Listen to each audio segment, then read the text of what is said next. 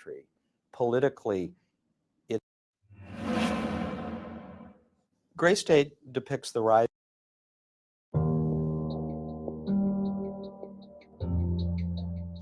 The bullets. Based on the firearms report completed May 22, 2015, the gun, Item 1A, fired 6 cartridge casings and 6 bullets. Item 2 is a cartridge casing found at the corner of the east edge of the carpet near the recliner. Item 3 is a cartridge casing found on the east side of the living room hardwood floor next to a short wooden stool. Item 9 is a cartridge casing found on the south side of the living room carpet. Item 30 is a cartridge casing found on the living room hardwood floor closest to the south wall. Item 36 is a cartridge casing found inches from David's left hand on the south end of the living room carpet. Item 37 is a cartridge casing found on the west side of the living room carpet next to the couch. The spent cartridges found on the west side of the living room carpet on January 17, 2015 are labeled as Item 42, Item 43, and Item 44. All 3 spent cartridges were found close to the living room couch with hair on them. Test results for all 3 items showed a single source DNA profile matching Kamel while excluding Rania and David as possible contributors. Item 42 weighed 167.96 grams, contained a blood-like and hair-like substance with expanded damage to the nose of the spent cartridge. Item 43 weighed 179.56 grams and also had a blood-like substance but no hair. The nose of the spent cartridge was damaged and partially exposed. A blood-like substance was also observed on item 44. This spent cartridge weighed 130.24 grams, with its nose listed as damaged.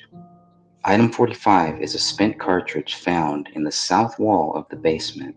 This spent cartridge weighed 173.90 grams. The nose was listed as damaged and partially expanded. Holes were observed in both the area rug and the wood floor underneath the rug, Joe Cooksley reported. Chemical testing of the hole in the wood floor also failed to detect the presence of lead. This bullet traveled into the living room carpet, pierced through the hardwood floor, leaving behind bullet fragments, and then lodged itself into the south wall of the basement. A section of the drywall around the lodged bullet was cut in order to retrieve item 45. When the styrofoam behind the drywall was removed, a bullet was observed, according to Joe Cooksley. A DNA profile was not found on item 45. Additionally, Joe Cooksley discussed running trajectory tests on the spent cartridge with BCA specialist Chris Olson. He didn't feel it was necessary, Cooksley wrote in his notes. It should be noted here that 2 spent cartridges labeled as item 53 and 57 were found by accident on 2 separate occasions, days and weeks after the bodies were removed from the house. The others. Item 31 is labeled as a bullet fragment found near the south edge of the living room carpet. Item 7 is the unspent round compressed into the living room carpet. Several thin hairs covered the live round. Strands of hair and pieces of flesh were found close to this bullet. DNA tests were never performed on item 7. According to BCA forensic scientist Rebecca Aldian, BCA crime scene team Joe Cooksley indicated that analysis is not needed on item 7. Once the processing of the crime scene was completed between January 17th and 18th, investigators left the house with 4 spent cartridges instead of 6. Of the 4 bullets recovered from the scene, only 3 had blood on them, only Kamel's blood. Authorities missed 2 bullets when they left the house on January 18th. Those 2 bullets will be covered in detail.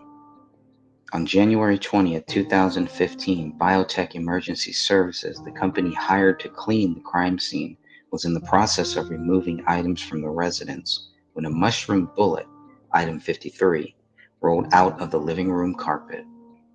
This spent cartridge has some white material on the surface, weighed 169.54 grams, and was found with an expanded nose. It should be noted, according to Detective Bone, that the bullet was predominantly flat on the back and was sitting on the front mushroom portion of the bullet. The bullet appeared to be mostly intact at the time of our discovering it. Item 53-1 is a swabbing of item 53. Hairs found on the bullet were labeled as item 53-2. This bullet contained a blood mixture of 2 or more individuals, with the major DNA profile matching Rania. Interestingly, David and Kamel were excluded from being contributors to the newly found bullet. Based on those results, authorities should have been looking for a second DNA profile. Unlike some other results, it is not stated that 99% of the general population can be excluded from contributing to the blood mixture of item 53. Since authorities did not discover the spent round on their own, we will never know where item 53 landed after allegedly killing Rania Crowley. What we know for sure is that item 53 rolled out of the living room carpet on January 20th, 2015. What we still need to know is the source of the missing DNA profile or profiles associated with this bullet. Item 57.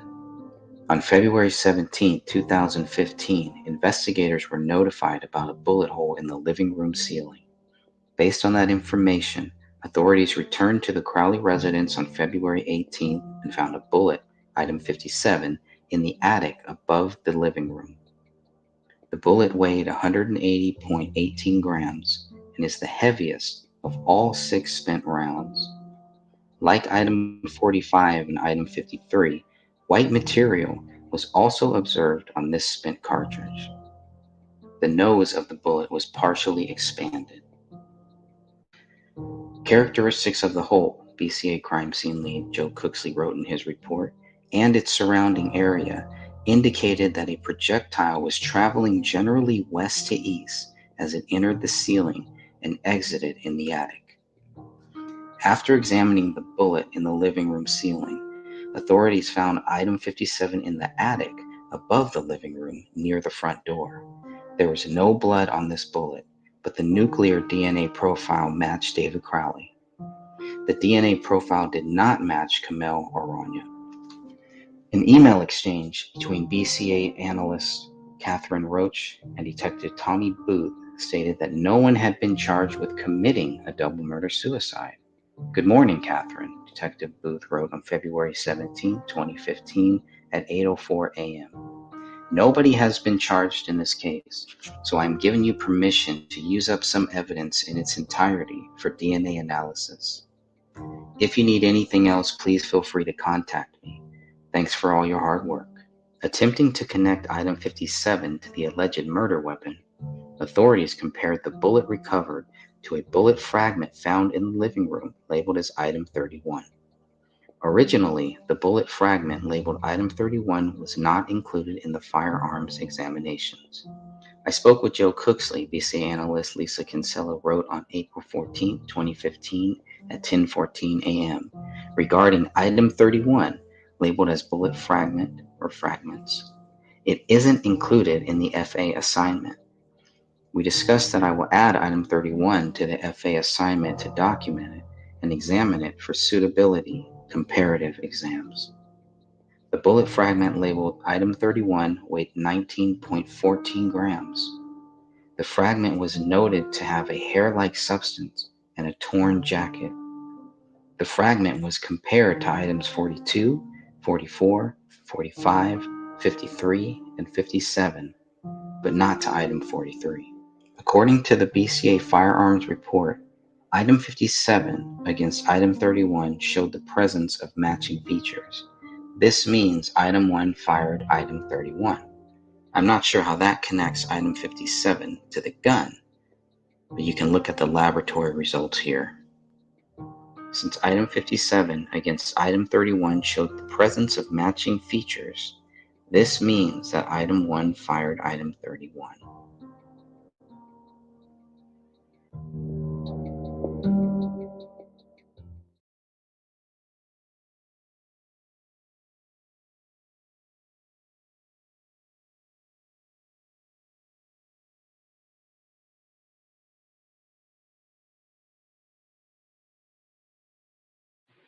Okay, so that looks good.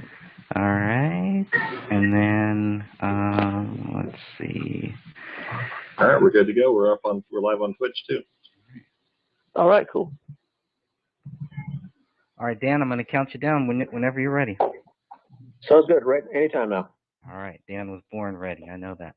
All right, here we go. Counting you down. 3, 2, 1. Welcome to episode number 17 of The Gray Stage, the book by Greg Fernandez Jr. This is the 17th episode. Today we'll be covering chapter 9 of the book. Chapter 9 of the book is called Suspicious Activity. And we'll be covering, if you're following along at home in the book, pages 74, 75 through 77. And with us today is Greg Fernandez Jr., William Rail, Stephen Sanziri, Catherine, Michelle, and myself. Welcome, everybody. Thanks, Dan. Hey, how you doing, guys? Thank you.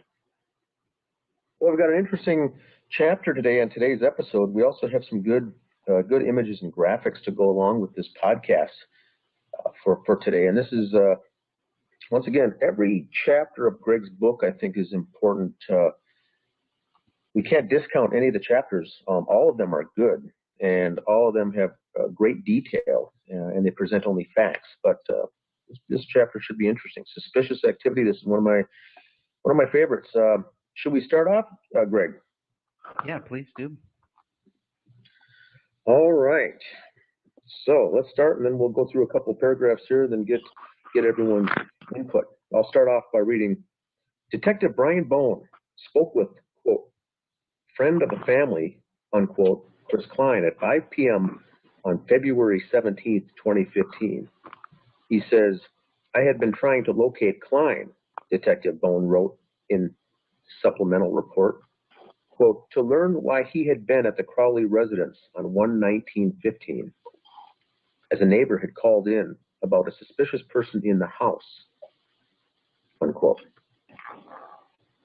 During the call, Klein asked the detective about the status of the investigation and speculated, quote, about how many rounds had been discharged at the house, unquote.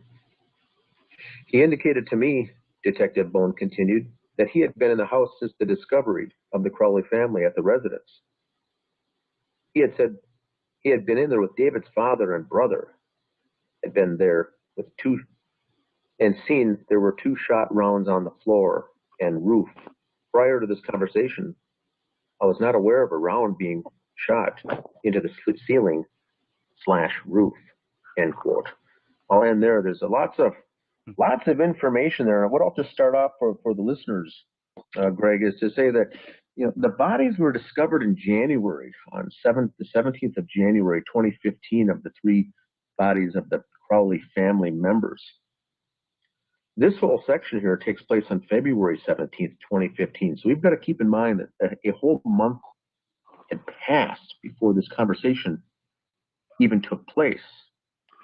And the quote that's most alarming is Detective Bone saying that I was not aware of a round being shot into the ceiling/roof. This is 1 month later, and this is the detective on the case. What are your thoughts to start off with? I'm going to start with William, maybe, or Catherine? What would Sure. you like? Go, Yeah, William. William. Oh, no. Ladies first. Let's go, Catherine. Let's see what your thoughts are here on this whole Chris Klein episode.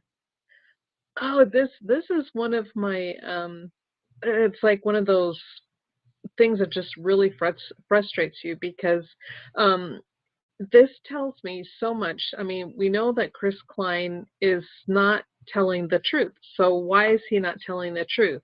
And the other point of contention for me is where Bone is stating he wasn't aware of a hole in the ceiling, and yet to this day they're trying to tell us they knew there was a hole in the ceiling.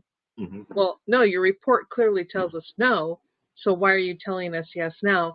And who is this Chris Klein? Why was he there? And then why was he not able to be found for an entire month? How about you, William? So, I mean, a lot of the same points I'm definitely seeing as well. We know that he, just to touch on what Catherine said about it, we know that if we'll get to it later, I'm sure, but we know that he directly lied about who was there with him. Dan Jr. seems to be the only one that actually does kind of fit in with this, because we see a couple of people actually talking about Dan Jr. being there, but we know Dan Sr. was not there.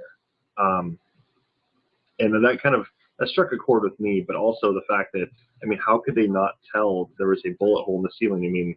They're saying David shot himself in the head. Where's the bullet? Well, you'd figure they'd look around. Are there bullet holes? And they didn't see the one in the ceiling? That just strikes me as odd. And I think, just to add, this is Dan again, just to add, as far as an investigation, that would be the most important bullet at the scene, would be that suicide kill shot.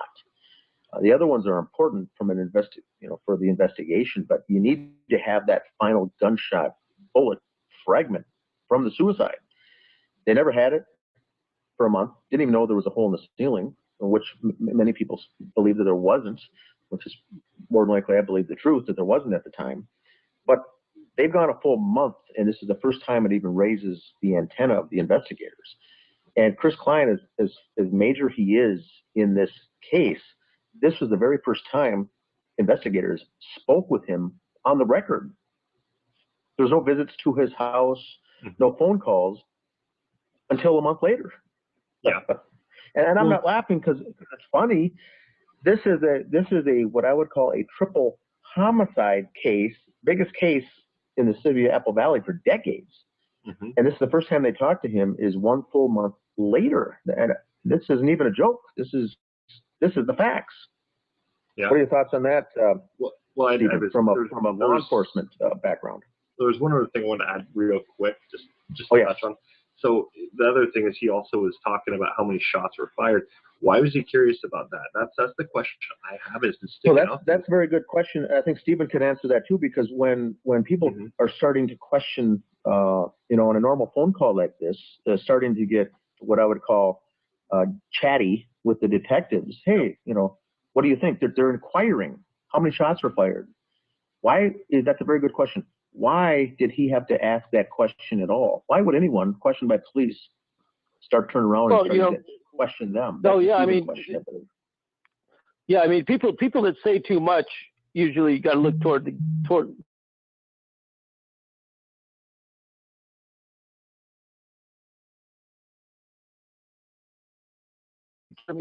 But with Americans, just like us, everything else, like we spoke about earlier, the loudest one in the room is the weakest one in the room. And if it's very quiet, they'll come out and they'll start asking questions or what have you. And then that leads to you want to, if this guy's chatty, you want to talk to him. Greg, any follow up on that? Yeah, I got a few things there. Yeah, I think that's definitely it.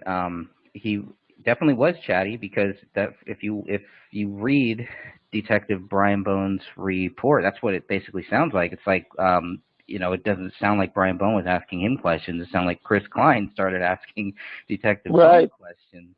That's what happens. Yeah. Yeah. That I've seen it be. It usually it's like a 90% meter, guys. If they're like that, it's just there's some guilt. It also kind of seems like Klein didn't know, that the police didn't know that there was a bullet hole in that ceiling. Because he's just saying, hey, we found, we saw these shot rounds in the floor and in the roof. So at this point, we don't know if Klein did or didn't know that the police even knew about this bullet hole, right?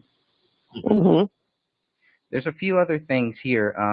Obviously, the big one, which is really dumb, but it was the big one that really, I spent a lot of time in my book trying to figure this out. Maybe, Stephen, maybe you can help me with this.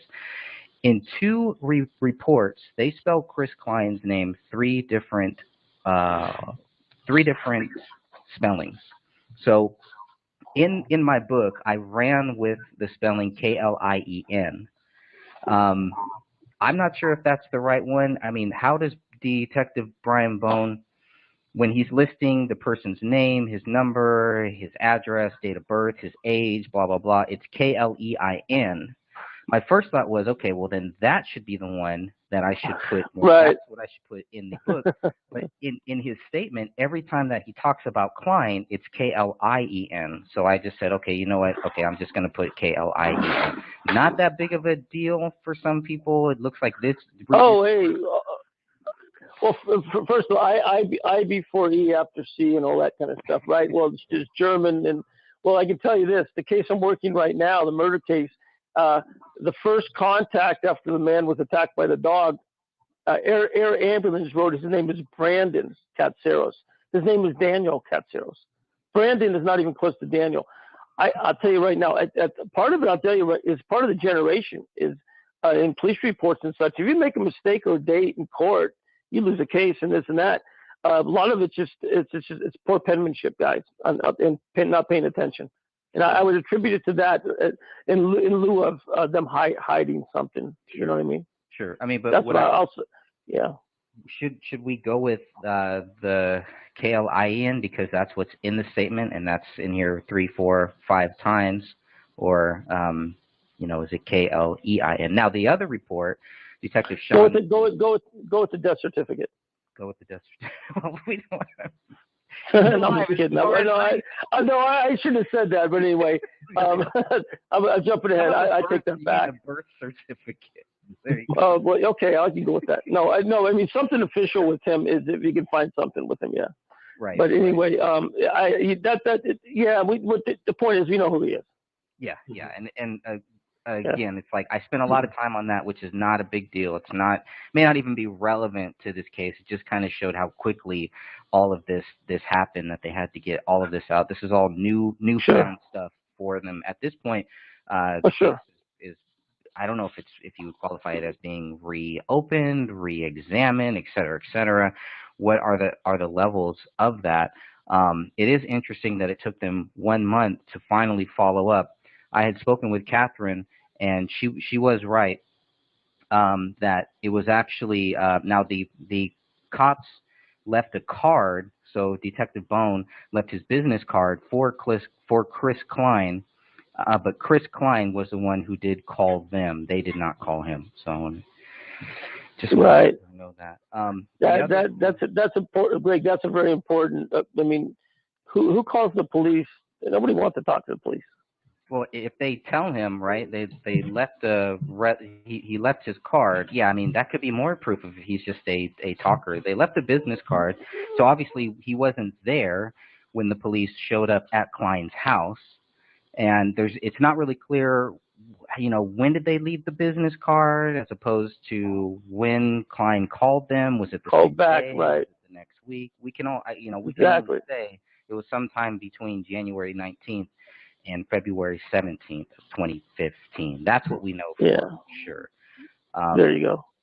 So when they did that, the other thing that I had a question was this the only 911 call that is tied with this case as of January 19th? Because there's no other record of any other call of anything like that, and we know that there were people in the house, friends and family of David and Kamel were in that house after January 19th. So no other neighbor. The neighbor called, the police called on January 19th, didn't call any time after that. And that made me wonder if there was some connection with the neighbor who called. And the neighbor was told, hey, there's going to be people there. You don't have to worry about calling back. Don't worry about a quote unquote suspicious person as of January 19th, because there will be other people there. Sure. But this must have been, suspicious in nature enough to warrant that phone call. This neighbor, I think, who lives two or three houses down, it's not an immediate neighbor, but there's enough commotion going on there that he or she called, and this was a 911 phone call. It doesn't say it here in the report, but when I submitted for the report FOIA request for this phone call, it came up as a 911 call through dispatch on the 19th. So someone made a 911 fairly urgent call, I would suspect, at the location of a triple homicide where bodies were discovered 2 days before. This is a pretty major event, I would think, enough so that he or she didn't even leave their name. Right. But we hadn't gotten to that point, I don't think, yet. But it's very interesting, yes. I'm a little curious as to why they didn't leave their name. I don't know. I don't think any of us know the answer to that, but yeah. Did the police ask? Did they ask for the neighbor's name? I don't even think that's in the report, right? No. And it's You not know a what, stranger. guys? Chances are police dispatch has the phone number that came in. They're just not disclosing it. Yeah.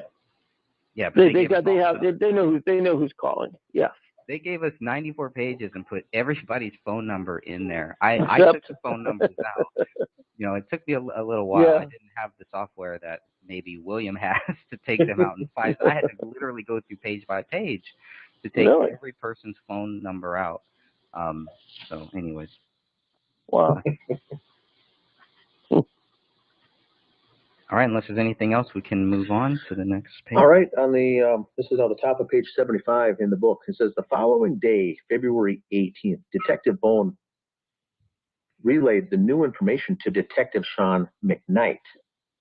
He says, quote, I contacted Daniel Theodore Crowley, Detective McKnight wrote in his report, the father of David Crowley. To our knowledge, he is the next of kin in this case. He told me that he was not aware of the bullet hole and had not go into the house with Klein.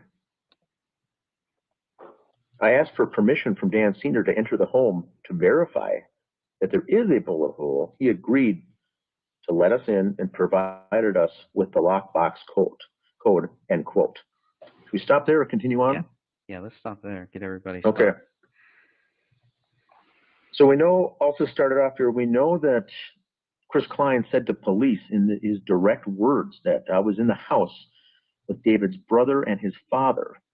So they make a call to the father just to follow, they're vetting the conversation, following up. Were you in the house with this character called Chris Klein? And the father says, no, I wasn't. This should already have the antenna of the detectives, antenna raised by this. And then they go on to say that he's the next of kin, which I think at this point was the father and his mother, David Crowley's mother, Kate, I think would also be next of kin, right? Is that correct? I'm surprised they say just the father here, but his parents were divorced at this time, both still alive. Wouldn't both be the next of kin, or did they come to any conclusion there with the father? And then they just asked for permission to enter the house, and he says, yes, go in and take a check it out. Here's the code. He lives in a town called Owatonna, which is about a 45-minute drive away from Apple Valley. So that would make sense that he just said, go on in there yourself and check it out. I'm not going to drive up there just to look. But here's the key code. Go on in for the combination. And so that was very interesting. And once again, this is a month later. The memorials, the cremations, everything had already been done. And they're still getting these odd conversations from strange characters in this, strange actors, I should say, in this case. Anyone else? I mean, I think everything was already pretty much touched on, but yeah, I think you definitely make some really good points here. That it's a month later. Why didn't they find all this stuff prior? It doesn't make any sense. And I'm still curious as to why this didn't raise the attention of any of the detectives on this. Well, maybe we should look into this guy further. Maybe we should be looking at some of these other actors here a little bit more closely. It's kind of bothers me. Do you think? And this is a question directed for Stephen Sanziri as someone formerly in law enforcement, is do they have the audio of this conversation where they called the father? And is that something that we could, as a FOIA request to get the audio of how this conversation went? I'm willing to bet the father, Daniel Crowley, David's father, probably says, wait, who's Chris Klein? And why would he say I was in the house? Who's this guy? Or did he say, oh, yeah, I know him. I wasn't in the house with him, but I know him. I'd like to know what his response would be. Is that something that's possible, Stephen? Yeah, I think it is. All conversations in the police departments, and I can't tell you everywhere and to which years they arranged it and adapted that anybody who called in or anything else was recorded. And now there'll be something where, they'll let you know that. But I think there was a time when Title 14 wasn't involved in that. In case somebody like dialed the wrong number of 911 or something, and there was an emergency, they could at least record it and we hear it, what have you. So that came around with that. But I'm not sure. I can't answer that exactly if you can obtain it or if there is even a recording of that. I really don't know. Right, because this would be the Yeah. police calling David's father, right? So it'd be the other way around. You know what? They'd have to let them know, but I don't know if they would record it. I really don't know, Greg. And I would think the one way to get about that, work around that, would be to submit the FOIA, and if they write back and say this doesn't exist, then we have our answer that they weren't recording. Or if they say it does exist, but you don't have rights to it or something, or it's long since been deleted, we'll still have the answer as far as that too. But I would think all these things would be recorded. Yeah, I know 911's recorded because we've subpoenaed those all day, but I don't know if I ever subpoenaed anything that was a normal. But that the PD called them, yeah, probably they'd recorded it. I would maybe that I wouldn't. And just piggybacking off of that, I'd be very interested in that Chris Klein conversation with Detective Bone to see how that went. That would for sure be on record, would it not? Yeah, I mean, but just like the Yosemite case, when they interviewed one of the main suspects, they forgot to turn on the camera. So, I don't know. There should be something there. Yeah, you should. It's going to be recorded, and they talk or they don't talk. And yeah, nobody sits down without recording something. There's no way, because it's hearsay from there. It's your word against his. I mean, video or audio, but video is best with audio. Yeah, this isn't Stone Age. Yeah, they should have that. And at this point in time, it's just quickly, at the beginning of this case, this case did not draw that much attention the first 3 or 4 days into this case on social media because of the justice pages. It started to pick up, but we had 25, maybe 30 members on the page. But now a month later, by this time on February 16th, this was drawing considerable attention nationwide and everything else. And, Judy Prochnow had since entered the fray on our page, effective February 14th. She started posting. So this was 17th and 18th of February when they knew that, hey, this is drawing a lot of backlash, this entire case. I would suspect something as minor as, I forgot to turn on the recorder, probably wouldn't have happened back then, but they would have had their senses heightened, I think, or, by doing everything, taking every precaution they could by this point, unless you said, like before, if there was a cover-up, then we would know that. Dan, there's a cover-up because when I was doing the Yosemite case in 1999, and it's in the papers, as that Stanislaus County investigators forgot to turn the recording camera on with Eugene Dykes, who was the number 1 or 2 suspect originally. I mean, so yeah, it can happen 15 years later. Yeah. This case is FUBAR, That's it. Okay, we're just trying to prove it. Yeah. That's it. That's the bottom line. Yeah, I've got a few points here, or a few things. Now that you bring it up, now I'm wondering why they would call David or Dan Crowley Sr. the next of kin when obviously, his mother is there too. So how did they decide that? Is it always the father? Is that just the general way of how that process goes?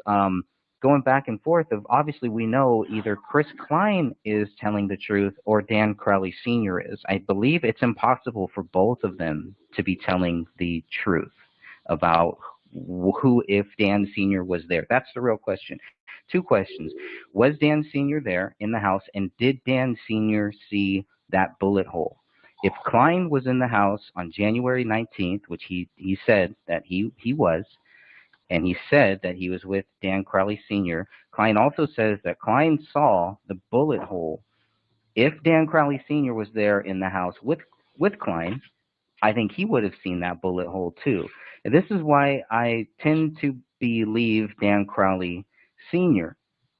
over Chris Klein. Just looking at the documents, the very little documentation that we do have here is because Dan Sr. wasn't in the house, and he didn't know about this. It's like a parallel world here. Klein is in one world, Dan Sr. is in another world, and it's just like, it's pretty fascinating. But the fact is, only one of them can be right.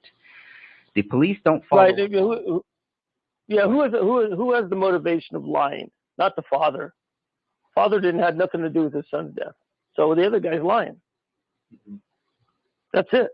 You know, the other thing too, guys, is have someone in your house take a pencil and just draw a little, 5/8 circle in the ceiling with a pencil. Walk in and just look around. I bet you'll catch your eye. The bullet hole that was noticeable. It was done afterwards or whatever. Yeah, it's noticeable. You look, see 8-foot ceiling, look up, you'll notice that's the lights on. Absolutely, 100%. Yeah, So, because, I'm sorry to interrupt, because Detective Bones specifically states that it was a quote-unquote obvious defect as soon as he opened the door. So if it's obvious on that day, it's going to be obvious if it were there to begin with. Yeah, just look. I'm just walking around the house now, just kind of looking at the cabinets, and I would have noticed that in just a second. Yeah, you're right, Catherine. And then wouldn't it be, I mean, I understand why the police don't go back to Klein to get a full statement right then and right there, but at some point later on, wouldn't they want to get a full statement from Chris Klein about what he was doing in the house, what he saw, et cetera, et cetera? Shouldn't there be some type of statement as part of these police reports? Because it's not here. Well, we don't even know if they did a follow-up with Klein at all. Right. We already know that he was probably more likely lying and the story didn't match up. So there must have been a follow-up by detectives, but I don't see evidence to support that there was any follow-up at all. Gummert said that they did not follow up with either or about who was in the house, who was not in the house. So that's there. Well, my question is why would he say that he was there with the father and the son? I mean, especially, I know we're getting into it later, and I don't want to go and spoil too much, but we're definitely going to be seeing some contradictory statements later. But it's on top of that, we also know that that day on the 19th, I think it was Detective Brown and McKnight also went up to Owatonna to go and actually sit down with Dan Sr., Dan Jr., and Allison to discuss the timeline. And the thing is that I found it really odd is we don't have the exact time when they, or even kind of a general kind of, it was around this time or anything. We don't have that for the time that they went to go and check out the hole. We don't have the time when they contacted Chris Klein. We don't have the time when, actually maybe we do for Chris Klein on the contact, but I know we don't have the exact time. So I went over this multiple times this morning. I couldn't find a time where they actually said, oh yeah, we sat down with the Crowley family at this time. They didn't even say, there was no time at all. I find that a little odd. I mean, they're pretty consistent with having a time frame, or at least kind of it's around this time, throughout the rest of the case. But these two areas are completely just nothing. We just did it this day. That was it. Oh, okay. So they just say the day. That's basically it. Because I think they meet with David's mom later that same day. Exactly. Then it's kind of interesting. I know it's way off topic, but both of the parents that they meet with, they don't meet with them separately. It's always with one or two of their kids. Yeah. Well, and there are times. I'm sorry, Dan. Go ahead. I'll just do a quick one. It relates to you, Catherine, your statement. The detective, after they got almost, people started assuming that they didn't do their job by not noticing the defect in the ceiling. When quoted, the detective said later there was an obvious defect in the ceiling. And I think from a police or law enforcement person, it's not likely to be using adjectives like that when asked a question. They would just say, yes, we saw the defect.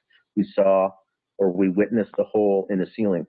He goes out of his way to use the word obvious as a way to prove that they did not do anything wrong the first time they were there. They were drawing considerable slack for possibly missing the hole the first time they were there. So that's I think why he went out of his way to use the word obvious, while at the same time it backfires and puts Gummert in a strange position, because now they're basically saying that they didn't notice the first time. So I think that's why he used the word obvious, which I don't think the rest of the police department there liked, because now it put them in a position to say, how do you obviously miss it the first time? That's why they had to come back and say, no, we didn't miss it. We saw it both times.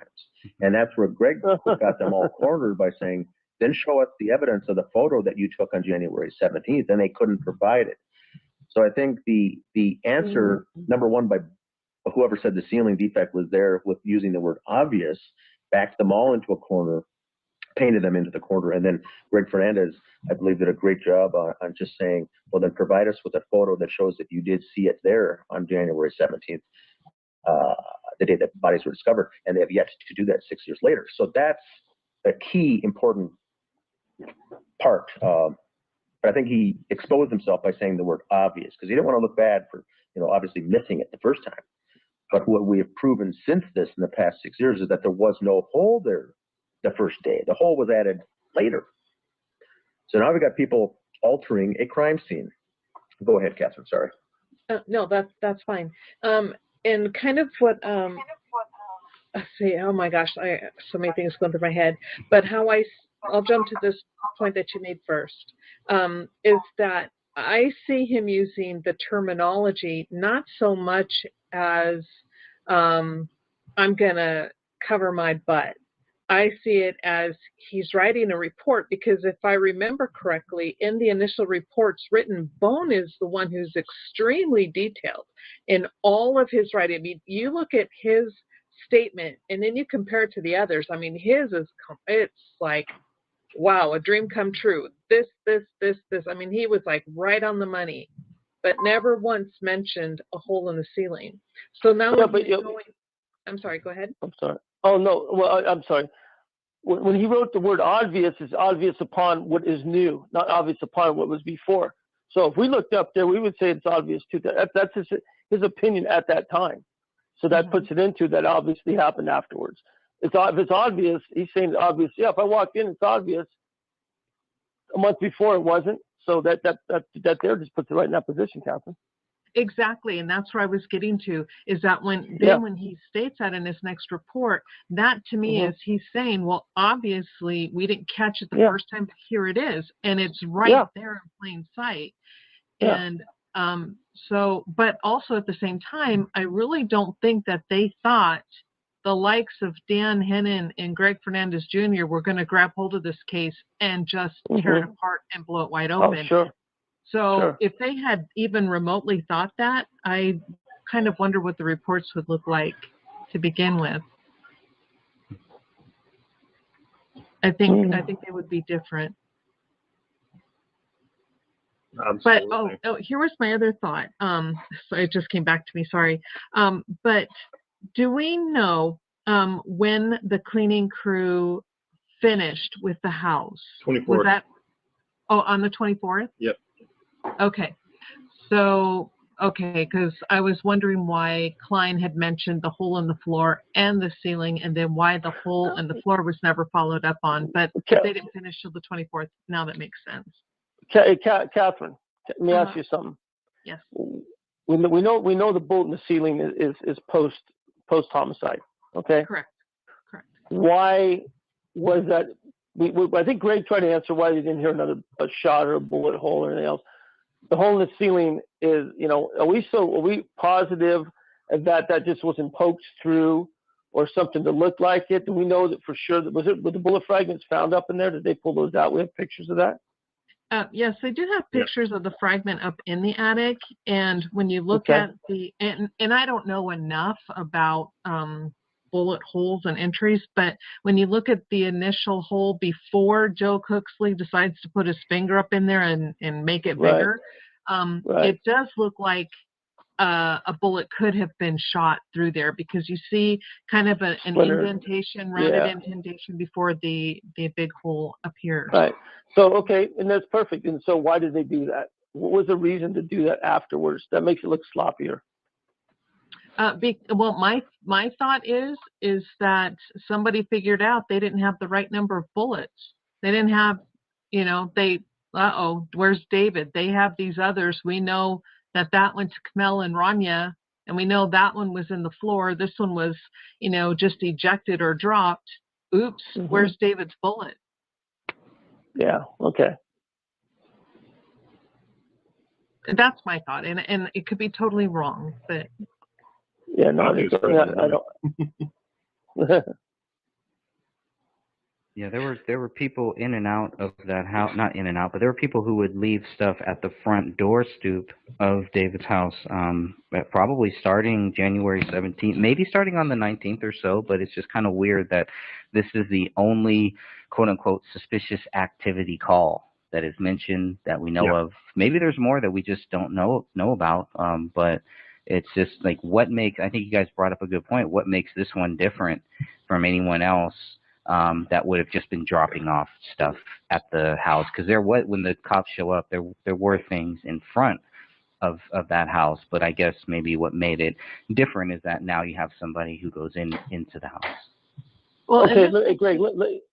Oh, I am so sorry, Catherine. no, I'm sorry. I have bad timing, but I know. I got short thoughts, so I always interrupt. I'm so bad. I get something on my mind. I want to say it.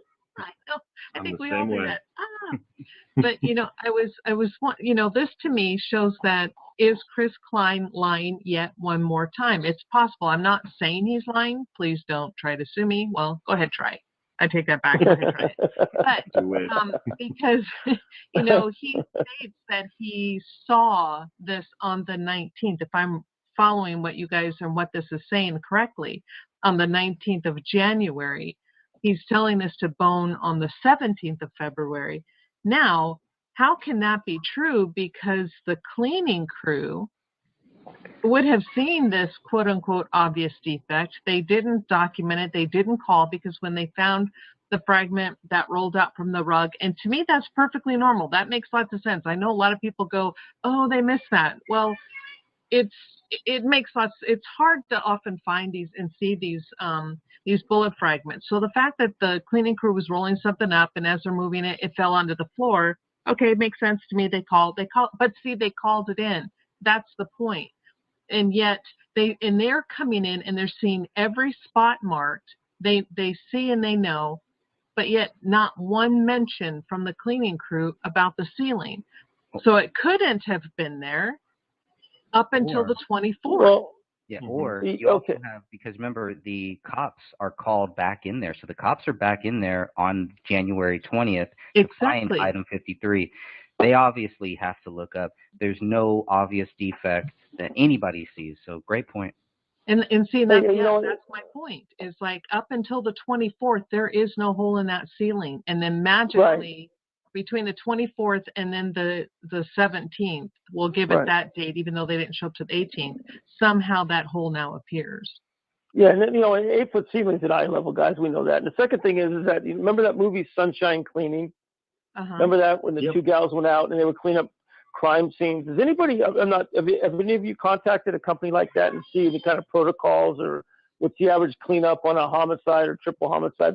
Has anybody done that? Because I have no idea how long it takes. I was looking at it. I was looking at it last night, and it. Oh, sorry. You can continue.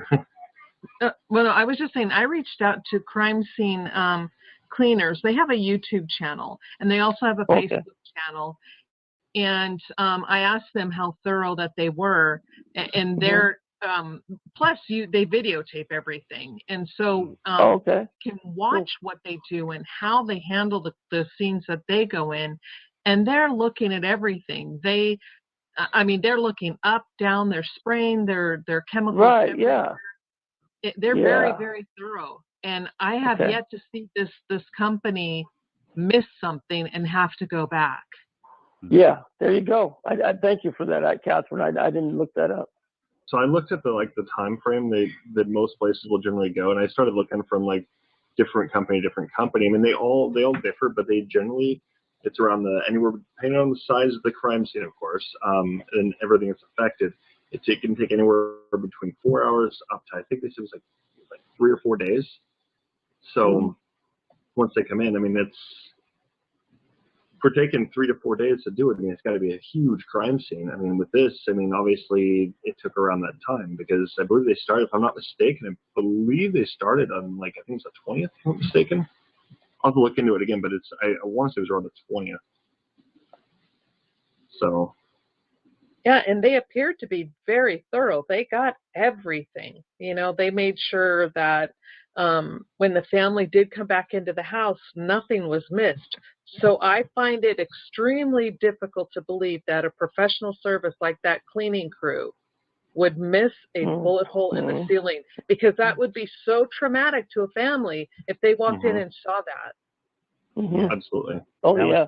that was why we tried to contact them, and that was one of the things that we wanted to know was did you guys did you see it? Because obviously anybody who walks into that house after January 17th, it's safe. I could believe that they would believe that the cops saw that hole. So for them, seeing the hole isn't nothing big. It's just, okay, there's a hole up top, there's a hole in the ground, nothing big. Nobody knows at this point that the cops have never seen this hole. Right. So anyways. Yeah. Yep, exactly. All right. Dan, if you want to continue. Yeah, I'd like to continue on. And just before I continue on, the person that made that call for 911 that we still don't know the name, I'm sure a lot of the neighbors are following this case. Feel free to come forward. You don't have to give your name, address, nothing like that. But it would be interesting to do an interview either on the record or off the record as far as what prompted you to make that call. Please reach out to us in a direct message or something on that Justice for David Crowley and Family page, if you're willing. It's 6 years later. It would be interesting to hear the details of what caused that 911 call to be called.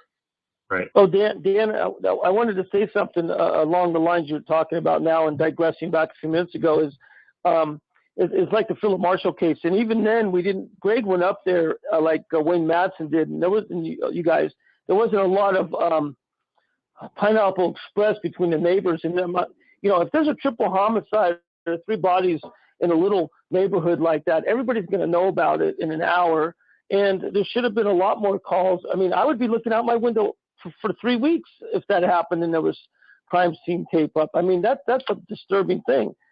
So I think there was a lot more that came in that they're not reporting. Okay. Interesting. Activity around the house afterwards, I think, in some ways. But everybody knew about that. I mean, I'd be picking out my curtains. True. Continuing on page 75, Detective Brian Bone and Detective Sean McKnight entered the Crowley house once again at 3 p.m. on Friday, February 18th, 2015. We immediately found what appeared to be a bullet hole in the ceiling, wrote Detective Bone, quote, near the front door and adjacent to the living room, unquote. The detective also wrote about the possible trajectory of the bullet, speculating the shot must have come from the living room area. Makes sense.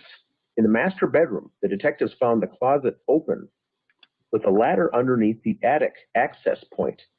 Quote, we looked for access to the attic area of the house, Detective Bone reported, and found that the attic access from the master bedroom closet was open. This had not been open at the time of our initial search of the home on January 17, 2015. I contacted the BCA crime scene team and advised them of our findings. I requested they assist us in documenting the damage and assist in looking for the bullet in the ceiling attic area, end quote. Should I stop there? Sure. Yeah, my only question about this is, if they didn't open the attic, who did and why? Oh, I got another question. Whose ladder is it then? Because it's not from the Crowley household.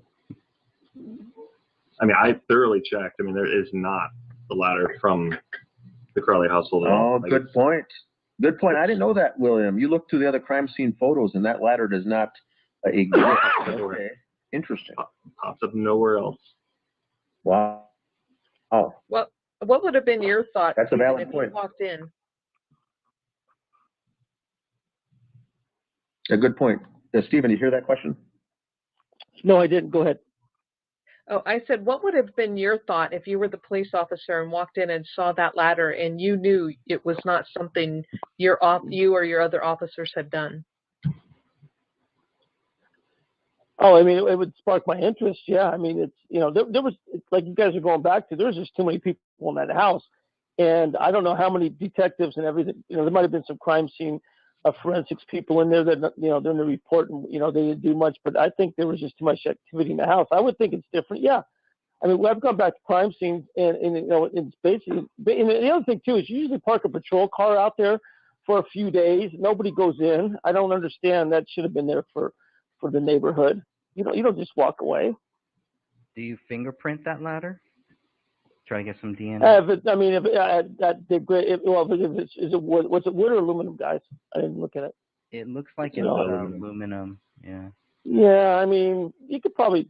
Yeah, I mean, I would definitely throw some dust on it, and you are gonna get some prints off. It's aluminum, and it's gonna be smooth in some areas. Sure, might as well print it. Yeah, why not? I mean, yeah,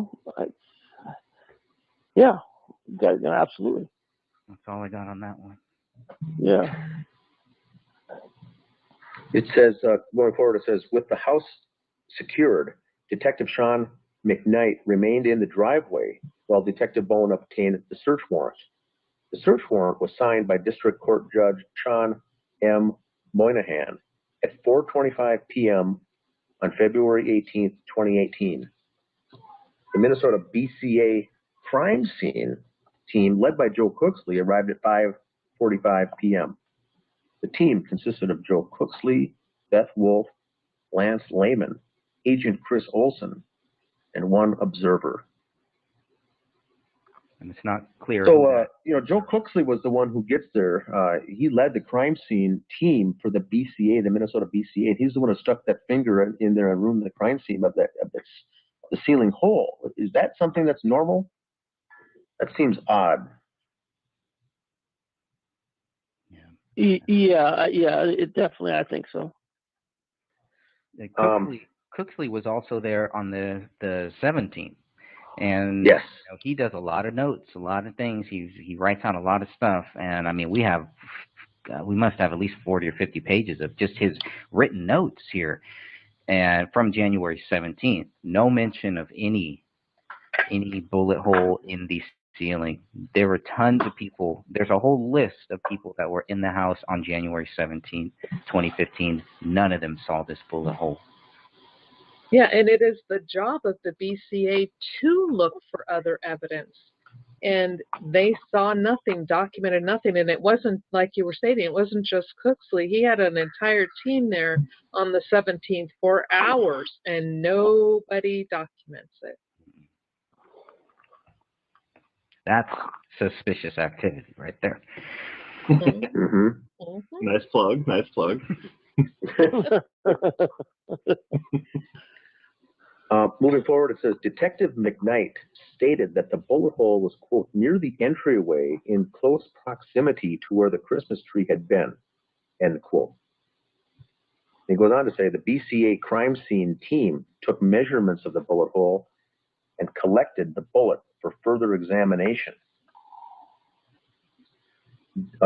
Quote, during the initial processing of the crime scene, Detective McKnight explained, we knew that we could not account for several bullets that may have been fired from the gun used, end quote. So by the time they left on the 17th, the first day, the math didn't add up, right?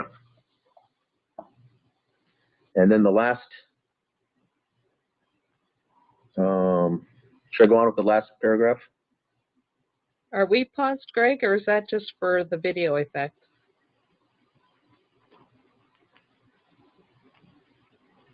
It looks like Greg may have paused it. I'm going to hang tight. Yeah, my main screen just went down, but we should still be. Let's see if I can bring this back up. That was weird. Just completely died all of a sudden. Okay, I'm going to try to. How about on Twitch, William? Is that okay? I mean, it still says pause on mine. Yeah, I'll probably say pause till I can get this screen sharing going again.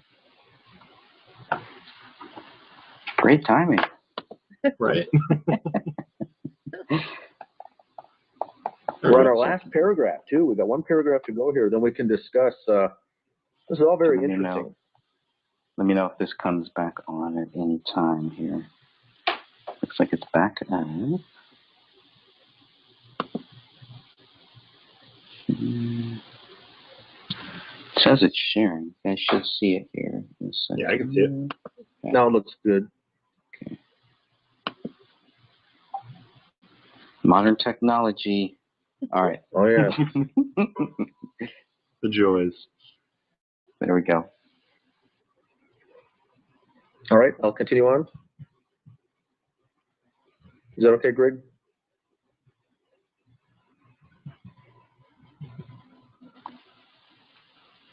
Yeah, please continue on. Okay. On February 19th, 2015, AVPD Detective Brian Bone reviewed the original crime scene images. On 2/19/15, Detective Bone reported, I viewed the images taken from the initial search of the house. This would have been on the 17th of January. In viewing these photos, I could see the hole in the ceiling, which we discussed on 2/18/15. This is a very important paragraph, and also what I would call discrepancies, if not cover up or some little white lies you're being told. What are your thoughts, everybody? Well, all I know is that the photo that they're claiming is the one that shows the bullet hole. This is nothing. I mean, this would be torn apart in a court of law in 2 seconds flat. It would be thrown out because there are no close-ups. There's nothing to really state, yes, that was a bullet hole. There's a slight glare or bright spot, if you will, in one of the photos. But is that just reflection coming from the camera? You see other bright spots as well. Why isn't that the bullet hole? So yeah, I don't buy it, because they took close-ups of everything else, which is how you're supposed to. You take it from a distance, you move in closer, closer, closer, and then you assign it a number, and nothing like that was done. So they're trying to CYA at this point, and to me, they failed miserably.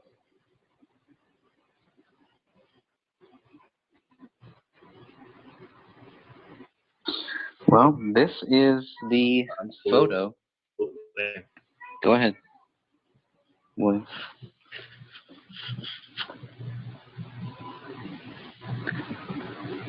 I was just going to say this is the photo here. Oh, I mean, I'm just saying, yeah, no, I agree that this definitely would be torn apart. And like what Catherine said, there would be photographs of different angles, different distances, all of that same hole, just like we saw what they took on February 18th. And it would have been assigned a number, it would have been used as evidence. So the statement is a blatant lie, I think. And we get back into this, the law enforcement angle, I'll call it, of not necessarily going with a cover-up or not, but covering their asses enough, because the pride of these detectives are so great that they do not ever want to admit a mistake. It's one of the faults, I think, of law enforcement is once they get an answer to something, they'll never ever retract it or go back. They will lie, like in this case, to avoid admitting that they made a mistake. But their job as public servants to society is to get the story right. We're not worried about your pride. We're not worried about your ego. We want you to solve the crime. That's it. But you got that thin blue line that they will do anything they can and back up each other to never ever admit that they have made a mistake. And I've seen this in multiple crimes. And so that thin blue line does exist. They are out there to, they'll never ever admit. I've done 2 interviews with a former Minneapolis police officer himself. And he says, the hoops that you will jump through to avoid ever admitting you made a mistake, you'll gladly have someone else make a statement that corroborates yours, even if both are a lie, to ever avoid getting the black eye of your department or your staff in a police department. This is how bad this is. And I said, this is not what being a public servant is all about. We want you to get it right. We don't care how confident you are, how big your egos are, and how many awards you win. Your job is to solve the crime. So He said, well, no, it's a very different story out there. Very different, real life. Very different case than what you think it is. Are they scared of being sued? Is that what it is, or why not admit No, I think that it's you're? the ego. I think it's the ego. They will never admit that they're wrong. I'm guessing, and I'd place a bet here that these Apple Valley police officers here over time, as each and every one of them slowly retire, we're not going to see them come forward as whistleblowers to say, you know what, I worked that case back in 2015, and we were wrong on 15 different points. And I'm just coming out now because I don't have an affiliation with the police department, just to admit it. These kind of things will never come forward. So that's my beef with the whole thing. It's a very proud group. If they're good or bad at their job, doesn't matter. And Dan, Stephen, I'm sure, will tell you that it's very common that they will never do that. It's right, because and I think I'm sorry. Go ahead. Okay. Oh my gosh, Stephen, you or we're both in a battle for the microphone. Oh no, go. I just want to know. Dan's right about some things, but go ahead. I'll rebut afterwards. Okay, cool. Because I think you will find this absolutely so interesting. Because when I first started doing videos, and if I made a mistake in my next video, I would come back and say, okay, well, you know what? I made a mistake in that thought. So here's what I found out now. I actually had a police officer contact me. They never gave me their name, but they verified that they were a police officer and asked that I'll put it this way. They asked that I never reveal who they were, but they contacted me and their exact words to me were, you need to stop saying you made a mistake. And I asked them, I'm like, why? I did make a mistake. I need to go and correct that. And they're like, you never apologize. You never say you made a mistake. If someone points it out, you move on and you ignore it. And I went back and forth with this person for a long time, and I just could not agree with what they were saying to me. And I'm like, and I will still say if I'm wrong, I'm wrong. If I misunderstood, then I misunderstood. And I don't see how that's a bad thing. All right, okay. No, so I just want to say, I'll make it as brief as I can. I've been involved in everything Dan's saying and you're saying. I've had an IA on me a couple times. I've been insubordinate as a police officer, everything else. This is what I'm going to say. If you're a police officer and you screw a case up, right, like this one here, this case is either a mistake, staked in by several people, plural, or it's a cover-up, and I believe more it's a cover-up related to the project, and it was sloppy. From working in the Bay Area, which I think California has the best police training, and the Bay Area has an LA and PD, and not the Valley with all the drugs, but working as a Bay Area cop in San Francisco, is that I guarantee you this would never get, everything that's happened, you guys are talking about, what Dan's talking about, would never get past the sergeant's desk. Didn't happen, and I never saw it. I never saw any of the stuff we're seeing now. And in saying that is that there is a brotherhood, but I've been in situations where it's, you know what, you're called in, and you know what, you tell the truth. It's not the television stuff you see, because you know what, if you tell the truth, you're going to have more people backing you than not telling the truth. It's not like 40 guys all of a sudden dish you and say, oh, this guy didn't, if he did it, screw him. I'm sorry. Now, 40 guys aren't going to lose their pensions over one guy screwing up. I've been there with guys screwed up. I crossed the police car. I didn't lie. They tried to get me to lie. I wouldn't lie. And guess what? I kept my job. So, yeah, there's some things that have changed. I think Apple Valley, this is not a mistake, Dan. These guys covered this thing up. Nobody misses this kind of stuff. I mean, this thing is deep, and that's why we're doing this. Absolutely. Absolutely, guys. These guys aren't that stupid. There's no way. But the training really blows when you get out of certain big cities and stuff. And I can see that just with the Chauvin case and all that. And I got my opinions on that. But the training in California, New York, out of Houston, some of the bigger departments, San Diego's pretty good.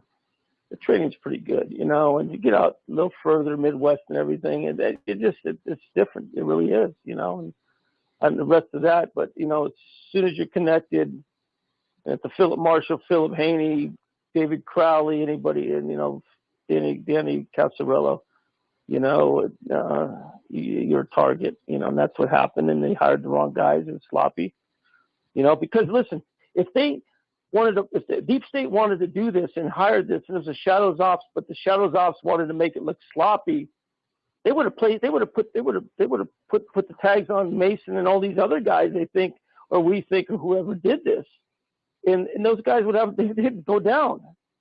Think about that. Those guys aren't that. They're not that kind of. They have no power brokerage. You know, their dog's not even in a fight. They don't even have a dog. So if they did this, the deep state could turn around and say, "Hey, we got the guys. Why not? Let's solve the case." No, this might have been done vigilante style. Maybe.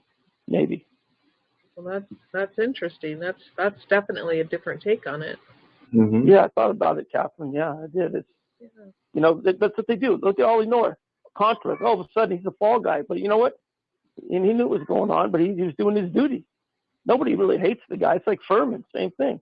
I mean, he you know, whether he planned this stuff or not, you know, it's everybody's pointing at him. The same thing here.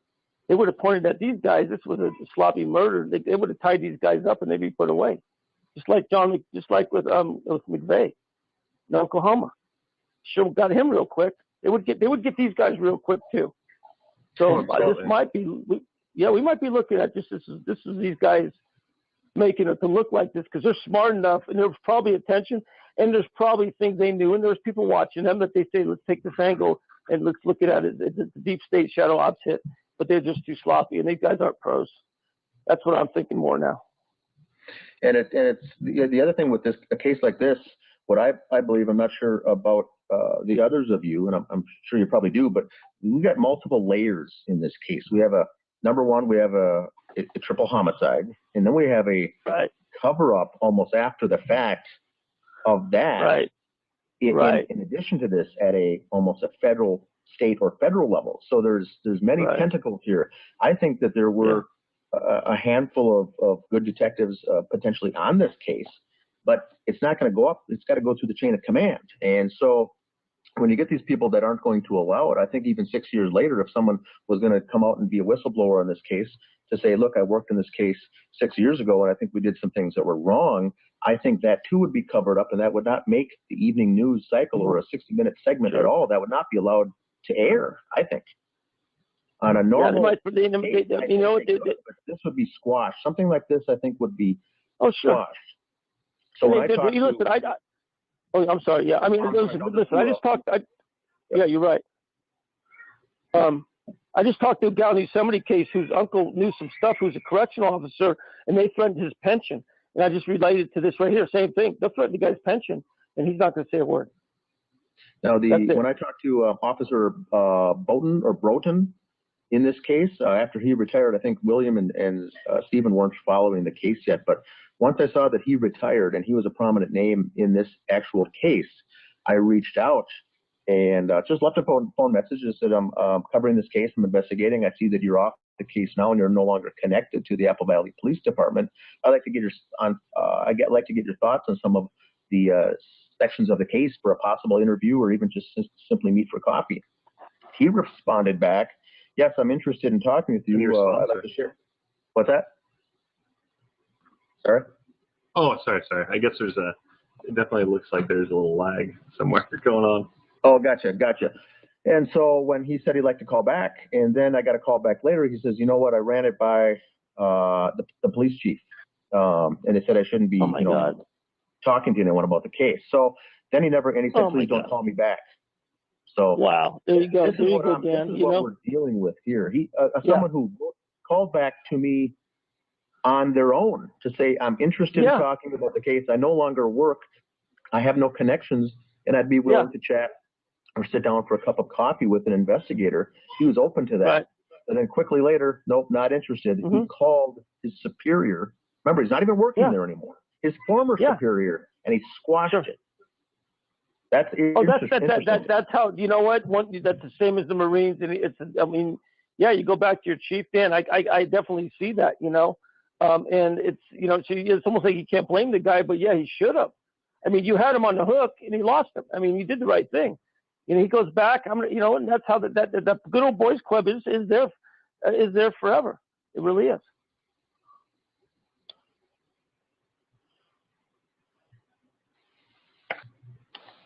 Yeah, I'd be curious to know who the supervisor was that kind of squashed the whole thing. But at least you tried, Dan. Yeah, you did.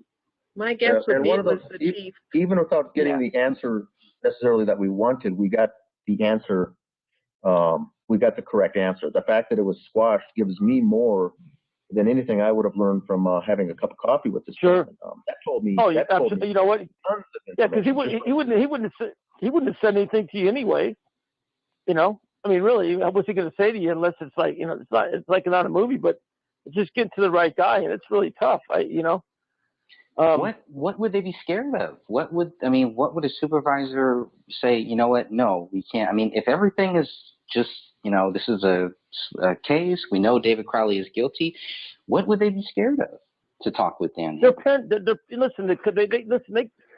police department is like it's like a mini CIA or something. I mean, you could I'm working a case now with a dirty cop, we think, and you know what? It's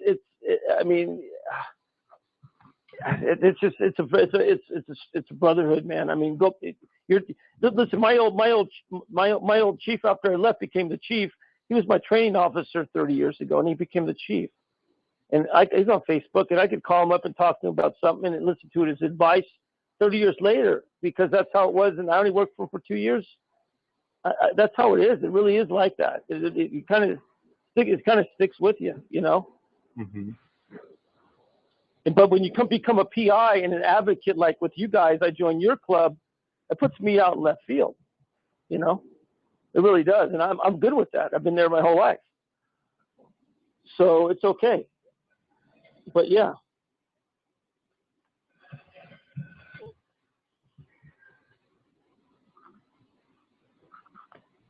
Well, the reason why I had put up this photo here, I know I'm having some internet issues, but I don't know. William, is it coming okay on your stream right now? Okay. Yeah, everything on my lag and everything is looking pretty good. So. Okay, good, because I may need that copy depending on no how problem. bad or how good this goes. But Well, I'll be honest. I just realized I actually had the audio output off, so I'm like, the conversation was off. So I'm like, oh no. We can work on that. We can no just problem. Throw. Yeah, I've got a couple backups here, and that could be why my computer just all of a sudden decided to crash, because I'm recording on 2 separate sources for this particular reason. In case things like this happen, these things do happen. But the reason why I have this photo up here is because, as Dan Hinnon was saying, we had been trying to get the photo that they were talking about.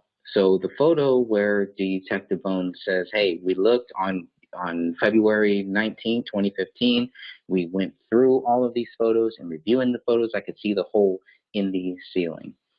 So I said, okay, let's ask them what photo that is, or were there multiple photos? This is the photo that they came back with. Now, first they came back with the photo of the basement photo, which I said, no, that's not the photo that I asked for. Then they came back with the photo that they took on February 18th. And again, I said, no, that's not the photo that I asked for. Then COVID happened, blah, blah, blah. We went back and forth. And maybe about a couple weeks ago, maybe a month ago, they finally were able to find a photo. And this is the photo that they sent me. This is BCA 4408, I believe. But this is not an Apple Valley photo. This was a BCA photo. When I talked with the person and said, well, so this is a BCA photo.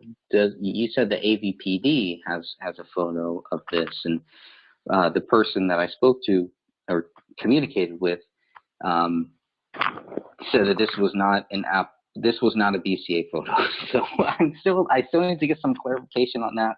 But regardless, this is the one photo that they have that they say shows that there was a bullet hole on January 17th, the day that the bodies were found. Even though everybody missed it, even though nobody knew about it until Chris Klein. Without Chris Klein, they would not know about this bullet hole. But this is the image, the only image that they came back and said that shows it. And as you can see, it's photoed from a distance. So again, I don't know if we can maybe get somebody to really take it. I think Catherine may have done this. She had taken a deep dive in this photo, knowing that this was the only one that we had that may even show it. Yeah, I I think did. you did a whole video on this, Catherine, if I remember Yeah, correctly. I did a couple of them, and I can't remember. There's someone who's part of another group who decided that they wanted to believe David was guilty. But at a time, we actually stayed up all night, literally all night, going back and forth, doing this photo and looking at it from every angle. They came to the conclusion believing that this was the bullet hole. My software told me it was not the bullet hole. So it's neither here nor there. We just both came to different decisions. But I couldn't match it up at all, and it just didn't make sense. Yes, there's a light spot if you zoom real in very close, but that light spot doesn't match up to where the actual hole is in the photos that were found. It's close, but it's not there. But what I find interesting is the wording from Detective Bone, where he states, in viewing these photos, I could see the hole in the ceiling, which we discovered on 2/18. Now, did you have a hole, or was it only discovered on the 18th? How can you see a hole that you didn't discover prior? If it's Correct. so obvious in this photo now, which it is not, because I dare anybody to look at this and tell me where it's at. If you did not know with the follow-up photos that were, taken in February, you would not be able to point and tell me where that so-called bullet hole is, according to this photo. You can't. So I just find his words interesting. Okay, I worked for attorneys for a long time, and they taught me a lot of stuff. They really teach you how to read and listen to what people say. You listen to double negatives, you listen to full context, you listen to, like in this context, I see a hole in the ceiling, but we discovered it on the 18th. It can't be both ways. You can have a hole there, but then you only discover it later. Not in this type of situation where you're saying it's so obvious. Yeah, I think when I read this, that was proof that nobody had seen it until February 18th. That sealed the deal. And this is Dan once again. If I just in conclusion, I got to run here in a few minutes. I'd like to say in the three pages, all we covered in this episode is 3 pages in the book. Essentially, there were 2 lies.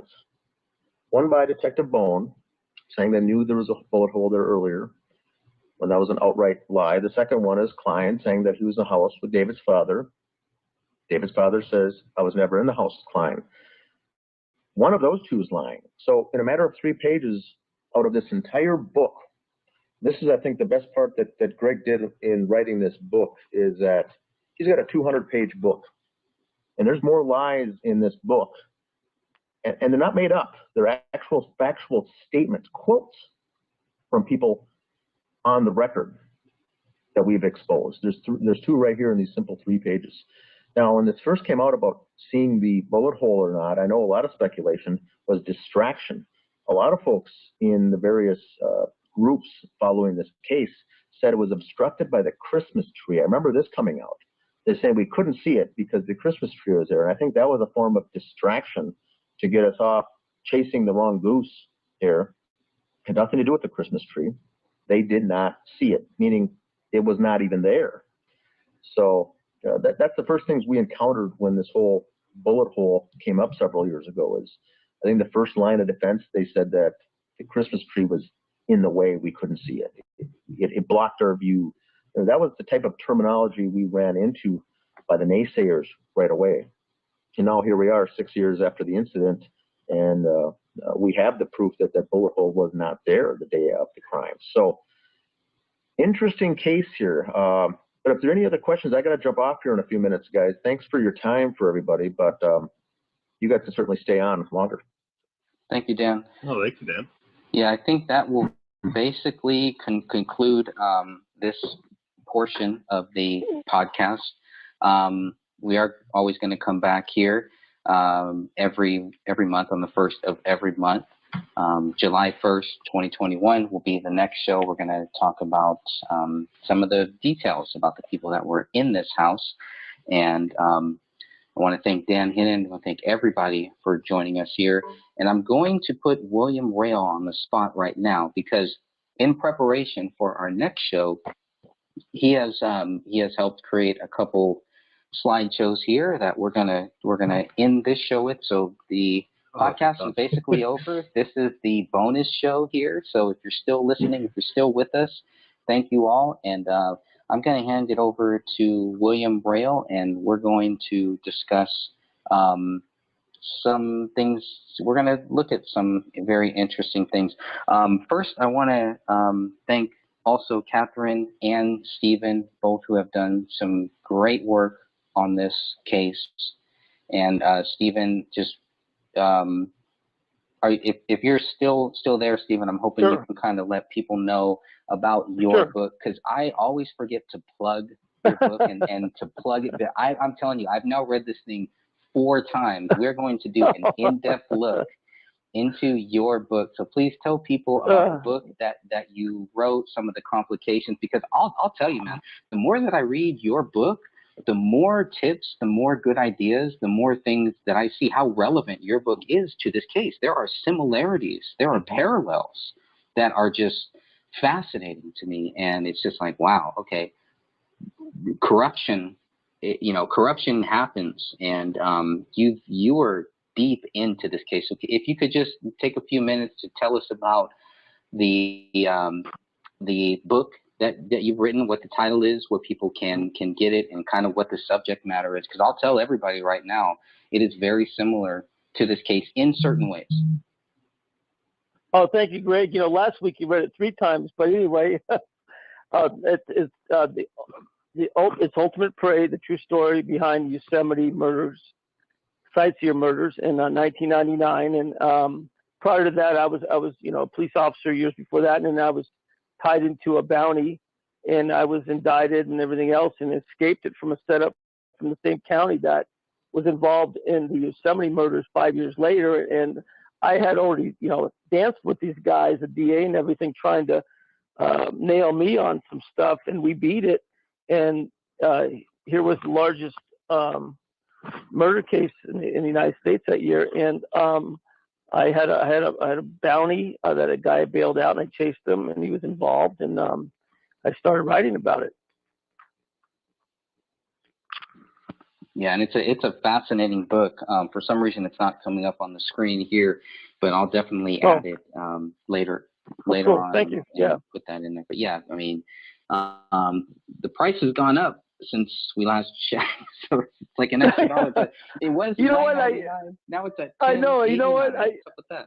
I published it in 2012, and it was $2.99 on the ebook, and it was $9.89 since 2012. And you know what? I'll be honest with you, since there's this deal with Hulu possibly for a miniseries, a documentary, I raise the price $1 each way, because It's great. I'm going to sell some books. Yeah, I mean, I make an extra $1 a month. You write books. You're a great author, by the way. I'm reading some stuff right now, Greg, on your book that I didn't read, and I got to make. Cause I'm working on these damn PI cases, and I don't get a chance. I do too much writing, but I got to pay more attention to the gray stage, because there's stuff in here that I should have known about, that I could have probably mentioned, that I think we could nail these clowns. Yeah, really well done, man. I can't believe the information you got on from everybody to write this book. Yeah, it was a team. It was a lot of people involved, and many of the people that are listening to this and watching this, they're all part of this, of researching this case, of looking at what the facts are, talking about it. We have so many great people, and I just want to thank all of them. I know many of them want to remain private for their own reasons, various reasons. And so, I just want to make sure that they recognize that we do recognize all of your help with this case. And every day we're getting new people that are helping with this. There's so many people that are trying to help with this case that I just, because of my personal life, because of things, I can't always reach out to them the way that I would want to. I can't keep up with them, but please keep continuing to do your research on this case. The more people that we have doing their own research, doing their own private investigations into this case, it's crazy how I see we all are pretty much coming to the same conclusion. It all comes back to the same sources and everything. So I just want to thank you all for that. And Stephen, definitely, I'm sure we're all We're all happy Sure. to have you here, to have you here as part of this. My pleasure. And now I'm going to turn it over to Mr. William Rail. Let's see if I can get this up here. He is the host of Strange Investigations. He's always on Twitch. Well, how many episodes do you have now of this case? 27? Are you almost at 30? 28 if you include this, I think 29. Okay, like that. cool. Right on. Yeah, most of them are actually, most of them will be going up to YouTube. It's just because they're so large. I have to kind of, reduce the file size, do what I can to basically get them on YouTube. But they take for a while to basically get them up, and yeah, it's pain. But right now I think we're up to episode, 6 on YouTube. Nice. I know that BitChute and Rumble, like I'll throw them up there and they disappear. It's just like what's going on here? And it's not like I'm getting a strike or anything. So I don't really know why they're not staying, especially with BitChute. They don't stay up. I'm not really sure what's going on with that one, but yeah, no, it's been a journey for sure. I'm sure. Well, now I know you had recently helped us with some of these conversations that I've had, and I'm hoping that you'll kind of take lead here and explain what we're seeing here on the screen. Alrighty, so can I explain who these texts are from? Yes, please do. Okay. All right, so I'm not going to give out his number. Obviously, as you can see, they're redacted. But these right here are text conversations, and there is much more than this. But these are the ones that directly pertain to January 19th. And if you read into it, I guess you can say technically through the 24th or 23rd or whatever. But it's between Greg Fernandez Jr. and Mason Hendricks. And there is definitely some really strange behavior when it comes to the text from Mason Hendricks. I mean, as we discussed earlier, there's the ego. The guy is very, very full of himself. I mean, as Stephen also stated, basically when you get these really loud people, they're generally involved.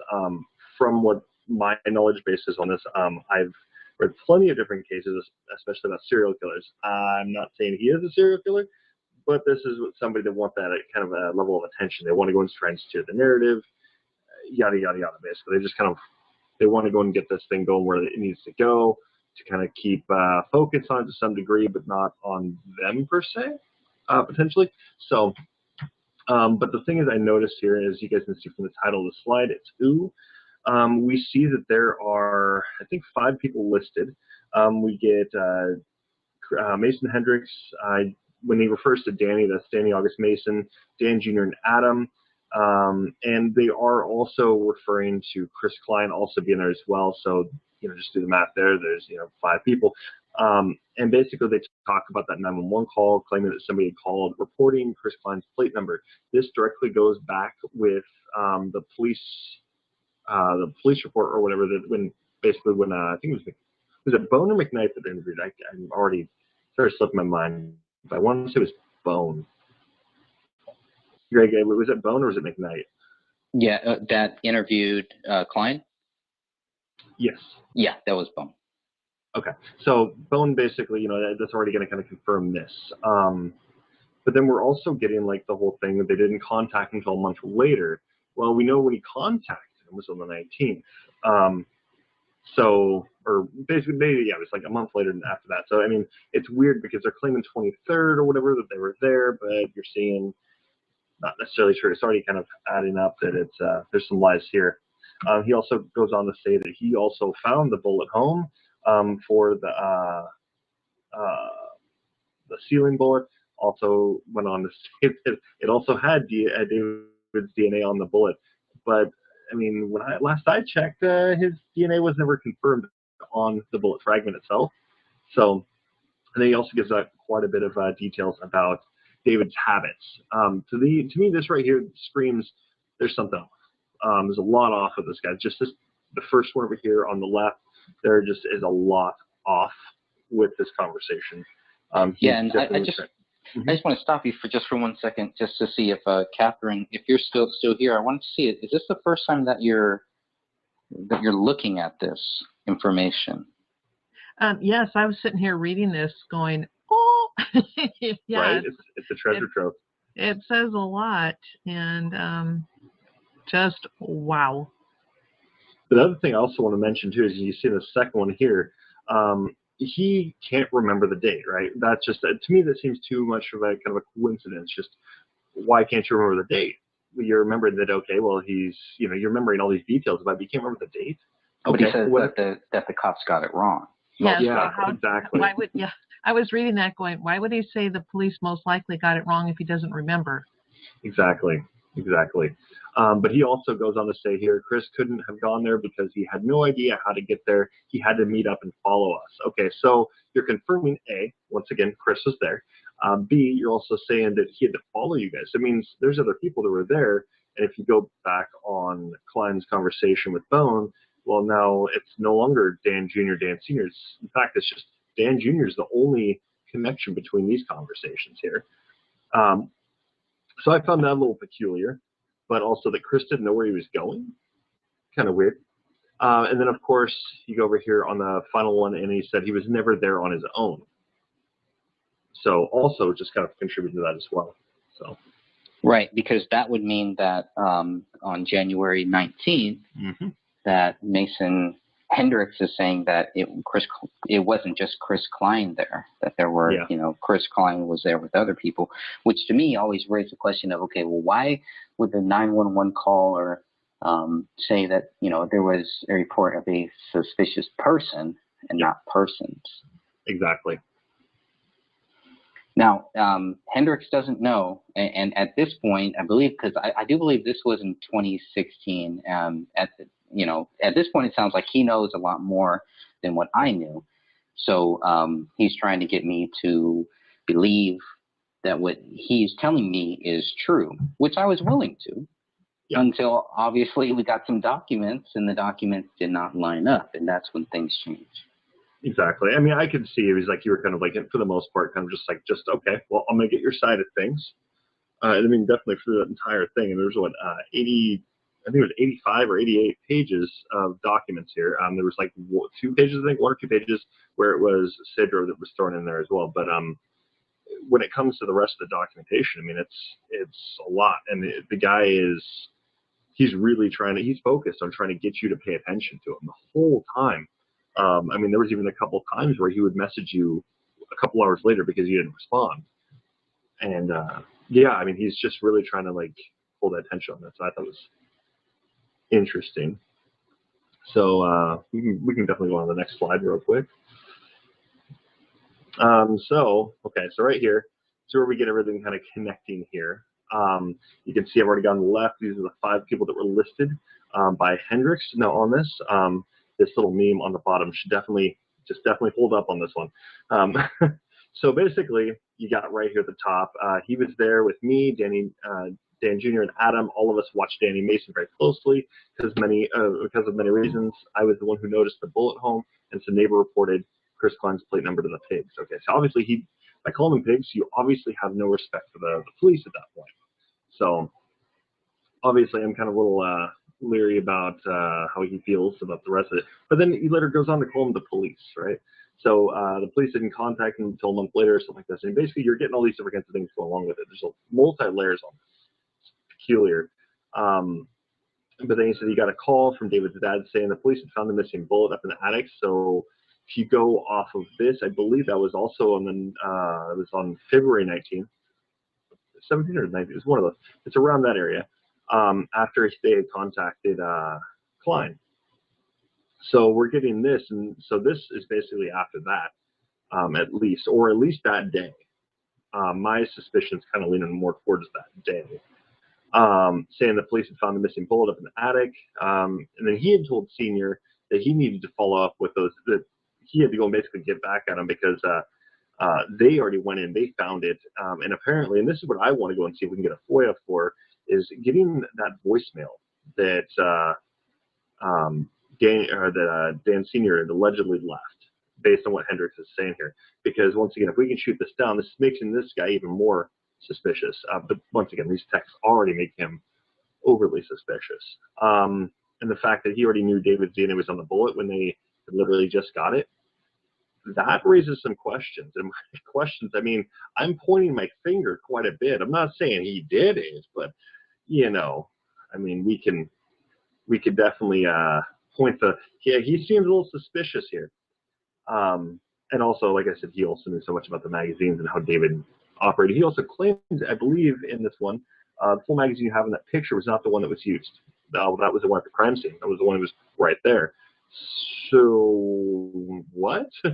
Yeah, that is true, because in the first 464 photos that we got, they have a magazine, and that was the one that was found in the gun safe. Yeah. Do we know what date the police or the investigators, the BCA, whoever it was, that the DNA? What's the date of the DNA findings? Because it must have. If I was talking to him in 2016, it must have been early 2016, because this is what, March of 2016, around then. Or May. So it must. I mean, he must have been really on top of this as far as getting the documents, getting all the stuff that we have now. It sounds like he had that back in 2016. Yeah, If he had had it all probably that, right then and there. He was probably right, so right he then. The way should he's know. talking, he was in the room with these detectives. In fact, he was there before they were there, and he was actually doing the analysis himself. I mean, the way this guy makes it sound, he's basically making it kind of sound like I was in the. My thought here is that's why I want to know more about the crime scene company, the one that the cleaners, because they were there before the cleaners had got there. If we're going off of what this had stated, so if they were there, but if you go off of what Mason's saying, they were there during the time they would have been there. So we could basically, if we can go and check, okay, did any of them work as cleaners, as crime scene cleaners? I'm curious about that. Maybe because once again, we got Danny August Mason he was working for some kind of a medical company at that time as well. So wouldn't that be a conflict? Wouldn't exactly. that be a conflict of interest? Well, I mean, but then again, we know that, I mean, in that same conversation, you guys also talked about another conflict about Chris Peck being in the same room with Dan and, all of this. I mean, it's one of these things like, what? This isn't a conflict, but this is? Okay. So that's my thought on this. And I mean, it definitely gets worse as we go on through the slides. So, well, he's also very curious to, he's very, he makes it clear that David's DNA was on the bullet, not David's blood. Yep. Not his blood. He didn't say David's blood was on the bullet, but the DNA. And for me at that time, I thought, okay, if this DNA is on there, it must be his blood. Obviously, when we got the documents and I could actually look at it, thankfully, they actually state that blood was not found on that bullet, on item 57. If they had not stated that, I would probably still think that, well, I'm going to give them the benefit of the doubt. And if they say DNA is there, then that must mean blood. So thankfully, they were able to be very detailed in that. They explicitly ruled out blood. Right. Yep. Catherine, any thoughts on some of this new? I always love to hear your thoughts on the newfound stuff that we're seeing kind of here for the first time. So, it's interesting. Again, it's how he's wording things. He's wording, like William was saying, he's wording stuff like he's in the know, but at the same time, it's almost what's that, distracting language as well. Like he says, all of us were watching Danny Mason very closely because of many reasons. Well, that's vague, open-ended, and why? So, is he trying to throw Danny under the bus or what? I mean, if they were only watching him because they were afraid Danny was going to break down and lose it because this was his friend, you would state that. But how he stated it, it leaves you going, aha. So even they were now suspicious of Danny August Mason. At least that's how I'm reading what he's saying, because again, it's vague, it's distracting, misdirecting. They're definitely throwing some kind of an umbrella over things. They Yeah. want you to focus on one thing. Like, here's the highlighted detail we want you to focus on. There's so much here. Why are we, suspicious of this guy? But don't pay any attention to all these details that are a little more fine-tuned. Or by little fine-tuned, I mean completely fine-tuned. They're really honed in. He never, when I go back to the messages, to the phone calls that I've had with Hendricks, he never had anything good to say about Danny August Mason. Yeah. I can't really remember anything that he ever said that I thought was good. It was always little things like this, little jabs. Yeah. Little jabs, which is what he also did with David Crowley, though, too, if you really think about it. Yep. And there's obviously there's a lot of people that do that. Those little jabs that they throw, and it's like, oh, okay, well, that's, I thought you guys were all kind of on the same side, but no. Well, throughout the text conversation, all he does is basically say, well, yeah, he was guilty, he's guilty, he is guilty. It's all he keeps saying. And we also see this from a few other members, too. We get to see that from Danny August Mason. We see this from Sean Wright. We also see this from Joseph Seaton if we watch the documentary. I mean, so when it comes down to it, everybody just keeps saying, no, just believe us. We know what we're talking about. We are his friends. We would really rather see him be, assassinated rather than, which I thought that was really weird that they said it that way too, which is what? Right. They want to paint the picture, but they want to interpret what the picture means to me. Right. It's like, okay, paint whatever picture that you guys want, but let me interpret it. Let me look at it, and I'll interpret it the way that I want to, if it's the truth. Now, if it's not the truth, then I totally get it. Obviously, you don't want me to try to interpret it the way that I would want to. Yeah. But I mean, it's just, that's what a narcissist does. That's what, it's just, it's not with somebody who really wants you to just figure it out for yourself. If you're just letting the truth speak for itself, it's really not the best approach to that. The other thing he says here about the magazines, and usually David always left 2 to 4 rounds of the magazines to not fully stress the springs. I mean, that's pretty interesting. I mean, how would he know that? And that's, if you have, go ahead, Catherine. I don't want to come to his defense here, but I had made this point a long time ago about this very same thing, because when I was looking at the magazines in the photos, I noticed that there are 12 capacity, but only 11 in the full one.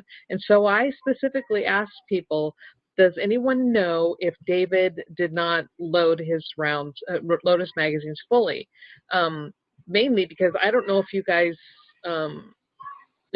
have ever tried, but he is correct, man. It's an SOB to try to get those last ones in, especially on the higher capacity magazines.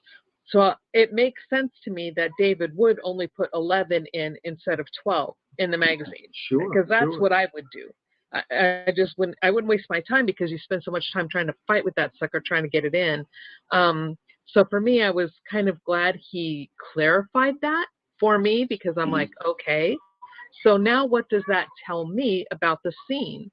There's one ejected. So that tells me whoever pulled that gun out of the safe racked another round, not knowing one was already in the chamber, and that's why that one went flying out and landed on the floor, because they wanted to make sure it was loaded. So to me, that what he says right there fills in so much that now more of the crime scene makes sense to me. Yeah. Well, it's very curious that he would say David had 6 mags. How would he know David had 6 mags there? Yeah. Of course, 6 is the magic number. It just happens to be the same number that, hey, that's what happened.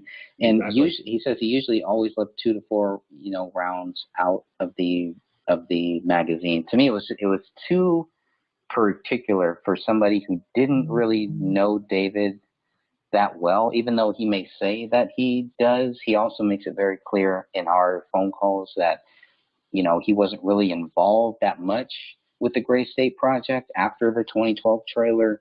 David would contact him for questions, and they would go over things like that. But that's really it.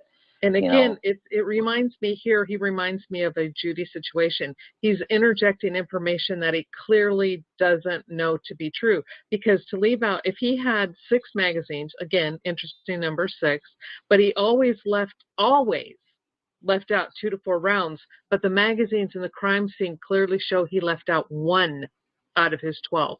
1 round. In the That is not one 2 or 4. you're talking about So- the one in the gun safe. Correct. Right. So, which means he would have done them all the same. You don't, I mean, it's a habit you get into, so you load them all the same. If you have 12-round mags, you're going to put 11 in each one. If you have 8-round mags, you can put 7 in each one, maybe 8, depending on how those springs are. But yeah, so again, he's making it sound like he knows a whole lot more than what he really does, but or is it intentional distraction? Right. See, I'm actually going to have to play devil's advocate on this. Is I think what it is, and when I say devil's advocate, I mean just in a way, but right. I think this is actually more detailed about the crime scene than I don't think this is any kind of distraction. I think he basically paid very, very close attention to David. Once again, I mean, I got a feeling there's something between. I mean, the way he talks about Kamel, I'm just going to play it this way, and the rest of it. It's you disgusting. Yeah, so you've seen the rest of the text, I'm guessing. No, I've heard snippets, and I saw something where I can't even remember. It just made me so sick what he said, and I'm like going, if I was David, I'd have punched her freaking lights out. And Kamel, I mean, she had to sit there and listen to his vile little voice saying that crap to her. Well, see, I haven't heard any of those conversations. That's in the book. That's in the book. Okay. Okay. I'll have to go and read a little further and see if I can get those. But yeah, basically, when it comes down to how he talks to him or talks in the text messages, this guy here, he seems very, very much like he is very not only just interested, but he's like really into Kamel. Yep. And so I think there was definitely some kind of like urge for him. He needed to go and get rid of David. But at the same time, like because we can basically assume Kamel was not reciprocating this for him. So because she's not reciprocating this, I think that probably drove this narcissist here, which we know he is pretty much a textbop narcissist. Once again, this is just my opinion. He calls himself what he looks like. He calls himself a narcissist. Oh, he does, brother, you got to be kidding me. Nope. This makes this so much worse for him. He has no shame in that, but he also says that David was more of a narcissist than he was. Yeah, I'm calling takes one to know. I don't know. Yeah, well, see, my thought is, okay, now this guy reminds me a lot of a serial killer we've all probably heard of, Ted Bundy. Just saying, you got a lot of the same traits. The guy likes to interject. He likes to really, he thinks he is holier than thou. He thinks he is hottest thing out there. I mean, even when you he's got there's it even all figured out. I mean, you even saw even one of the texts earlier, throughout the rest of it, that he was like, yeah, I'm like the most attractive guy in the whole documentary. It's like, what? Why would you say that? What prompted this? He just wants to keep showing that he thinks he's so beautiful. He's lame. He's so well, lame. yeah, and from a female. So I'm now a female. So You're a from female? perspective. Okay, don't get my secret out. But I am telling you, I would be so with Kamel. It's like he is just so ew. I mean, there's no way, from my perspective anyway, that I would ever give him a second glance. And I think that was the same thing with Kamel. Kamel's a beautiful woman, and David was an attractive man. And I'm sorry, but when you compare David with Mason, David wins, hands down. Oh yeah. Well, David. The thing is with David. I mean, I don't really get into his looks or anything, but like, if you look at just like personality-wise, you can tell David. You can tell right off the bat, David's not a narcissist. Right. He's proud, but he's also the way he spoke. If you look at the timeline, which is also in the police reports, that he spoke. He's very, very proud to be a United States combat veteran. Very, very proud of his service, but he's also not proud of what he had to do. Obviously, we can see with the conversations with Mikhail and all this. There's a reason he wanted out. But there's also a reason he had that brotherhood in the military. So there's a lot going on with that I thought was really fascinating, because with Mason Hendricks, You got none of that. This guy is just proud because he thinks he is holier than thou. He's like I said, he's got that kind of almost like a Ted Bundy kind of complex going on. Well, and along those same lines, because Ted Bundy was highly educated, he was working on being an attorney before he dropped out. And it's the same thing. I mean, Mason is not a stupid man. He's very well educated. And so, I mean, yeah, he has a lot of similarities in that regard. Yeah, That's true. That you're pointing out. All right, let's go here. Just want to go maybe about 15, maybe 20 more minutes or so here on this. We'll be able to finish this real quick. Because all this slide does is it basically shows, okay, the inconsistencies on what Mason Hendricks is saying about the time and what Klein had stated, and also about the 911 call. It was called in on Klein. So this just shows right here, you got the police report saying 19th of January, and you got also Klein admitting to 19th of January. But then you got Mason Hendricks saying, no, we don't really know. I can't really remember the time, but it was definitely after the cleaners, like a day or two after the cleaners, which would make it 25th or 26th. Yeah, I'm not calling. So I don't believe him at all. You got two people against one on this one, with one actually having some evidence to back it up, which is 911 call. So, well, I mean, he says if he says he was in the house with Klein, we know Klein was in the house on the 19th, on January 19th, 2015. I put all of these guys there, January 19th, 2015. Now, I do believe that they were there later, definitely. There's no doubt that they were also there on other days, too. But it wasn't just like, they weren't there. The only time that we know of Klein being there is the 19th. When Klein is talking to the cops, that's the date that they're talking about, not any other date. Yeah. So Klein, I mean, if Klein is talking, he's saying all these things, I would think Klein would also mention, hey, I was also there, later in these other days. Now, obviously, it's possible Klein and these guys were there after February 18th, 2015, which I definitely know was true. That's also in the police reports. The same person is also telling me that they were there. They were cleaning the house, which is weird because the house should have been cleaned by the professional cleaners, but they were, quote unquote, preparing the house for when Kamel's sister came. You guys have talked about the way that Hendricks was towards Kamel. There's some similarities based on my conversations with him. There's similarities with Kamel's sister. And the one thing, this was before Kamel's sister had gotten married to her then boyfriend.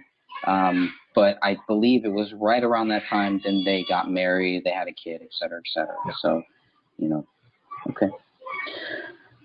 And then, of course, he mentions Judy, too, of course. He's got to mention Judy. And I'm cool with chatting. Also, Hendricks is as ridiculous as Judy with misspellings here. Yeah. This is 2016 that we're talking about here. Yeah, he was not a fan of Judy. There's other texts that I didn't bring up in this one, so I was just kind of following what you wanted to go on. But there was definitely other messages where he was just, I had highlighted that he really has like this disgust for Judy.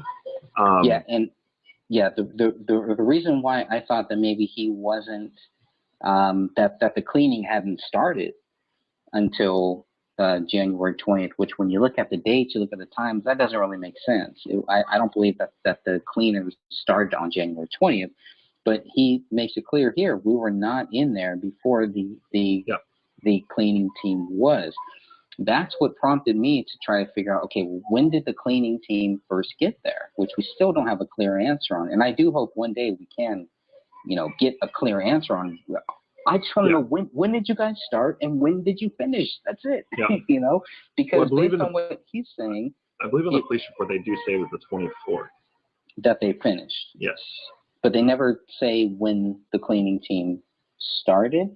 Yeah, I think there was illusion. I think is what I was finding. It was really early when I found this stuff in the morning. I was like, oh man, I was basically in zombie mode. But you would have to think, if the crime happened on the 17th, the guns are taken out on January 18th. Had it started on the 18th or the 19th, I would think. I don't know. I mean, but if they're in there, Exactly. if they're in there before the cleaning team, if the cleaning team doesn't get in there until the 20th, and they're in there before that, that's a big problem. That's why he has to make this statement here. Yeah. So even if the cleaning, let's just say that the cleaning team started on January 18th, he's in there on January 19th. Yep. There's no reason to be in there on January 19th. Exactly, and that's period. the point. Right. Well, especially because in another text he also talks about they were cleaning and looking for clues. Mm-hmm. That to me, red flags. But I do think this whole thing where he's been, basically saying we were not in there before the cleaning team, or we were in there the day or two after the cleaners. So when it comes down to that, I think that's purely distraction. He's trying to just basically cover his ass. I was not in there. Our group was not in there until after. So because yes, as you stated, yes, that they were caught basically being in there while it's still an active crime scene. When they're still being looked at, then yes, they would be in a lot of trouble for that. So. Yeah. Anything else? No, we can definitely move on to the next one. So that definitely covers it. All right, this is the interesting one. So this is how this all plays out. And this should open anybody's eyes about this. So you got two different opposing views here. There's a January 19th, which we know they were there, but you also got Mason Hendricks saying they were there after the 19th. So regardless, it's after the 19th. This is basically what he's claiming. So we're going to work from his text back, and you'll see what I'm talking about. He states, we were not in there before the cleaning team, and we were in there the day or two after the cleaners. Okay, so that's after the 19th. So then you got these other statements here. So we're going to go to the left over here, this bottom left. We went there, I want to say around the 23rd or something, because the smell was so bad still. Okay, well, cleaners, when they go into that kind of stuff, that's usually a smell they will try and take care of. At least there should be a lot of like the chem bombs. They have to talk about that too, because let off more chem bombs to dissipate the smell. By the 23rd, once again, if they're working on, we'll say the 20th, right, or even the 18th, that house would have most likely it would have had a funny smell to it, but it would not have been of death, and it would not have been something that generally would have probably stuck to your clothes you could not get off. Exactly. So, and then he also states this when Chris was never there alone. So now we've got one statement that comes back to this 23rd saying, okay, maybe, but then that same statement also goes up towards this one we're going to get into next, which Chris was never there on his own. He was there with me, Danny, Dan Jr., and Adam. All of us watched Danny Mason very closely. You guys already heard this one, and they've got the plate number. When it comes down to it, now I find this funny because, well, Dan Jr. was there. Well, we got this on the 19th. Detective Bone and McKnight had met with Daniel Crowley and his kids, and on the 19th. Once again, we don't know the exact time, but we know they met on the 19th. So that would have been that same day. Okay, that's kind of interesting. So 45-minute drive. I don't know. I'm basically seeing this as a little interesting because, especially you look at that call, that was put in at I think it was 12:30, and I'm assuming these detectives are most likely, in my opinion, I would say they're probably still doing the 9 to 5 type of thing. It just working this case generally. It's nothing active where they need to actually be out for an extensive amount of time necessarily, but very well could be wrong on that. But we do see that Dan Jr. is definitely in on this. He was not there alone, or Chris was not there alone, so we got our team that was there, and this confirms it with Hendricks as well. And that also goes back up to, they talk about the police. The police didn't contact until a month later or something like that, and then I got a call from David's dad saying the police had found the missing bullet up in the attic. Once again, we can basically take this right over the police report, and we've got the 911 call and everything stating 19th. So this already shoots it back to the 19th. We can already basically say Mason Hendricks lied. So once again, anybody seeing this can definitely see Mason Hendricks lied. There's no ifs, ands, or buts. He knew what time he was there. He didn't want to say it because it's something he could get in a lot of trouble for.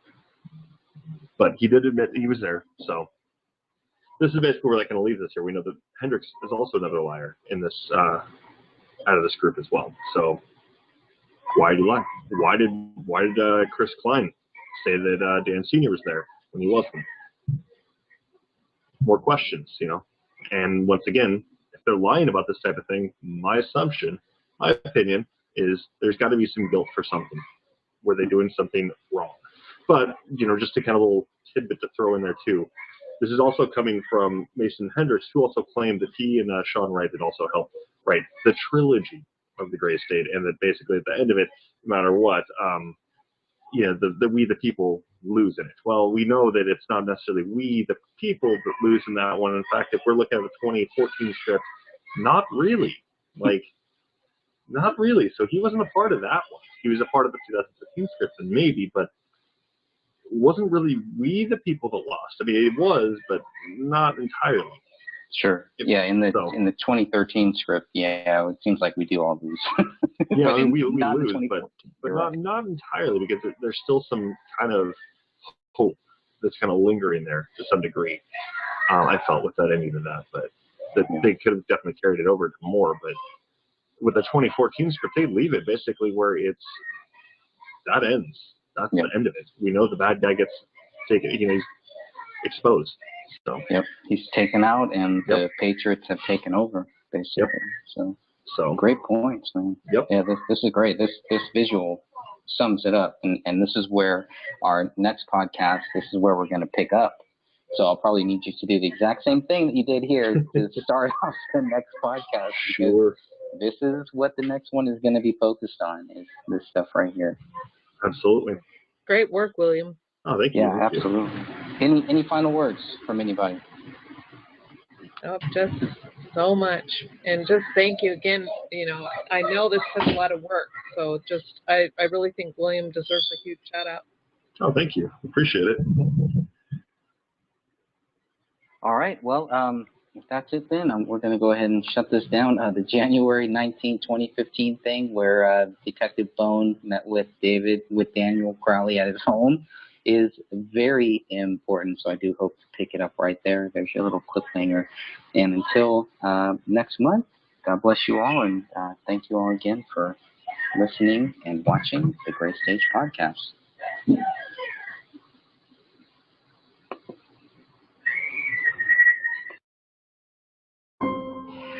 Welcome to the Gray Stage Podcast number 11. My name is Dan Hennon.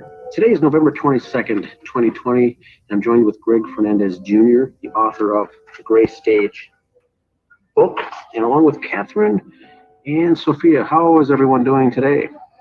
Doing good. Doing good. Absolutely. We've got an interesting topic for the podcast today. The topic is the kitchen. And if you're following along in the book, Greg Fernandez book, Chapter 6, The Kitchen. We'll be starting today on page 52 in the book. Greg, do you want me to read that quote? Yeah, here's a quote by David Crowley given on March 7th, 2014.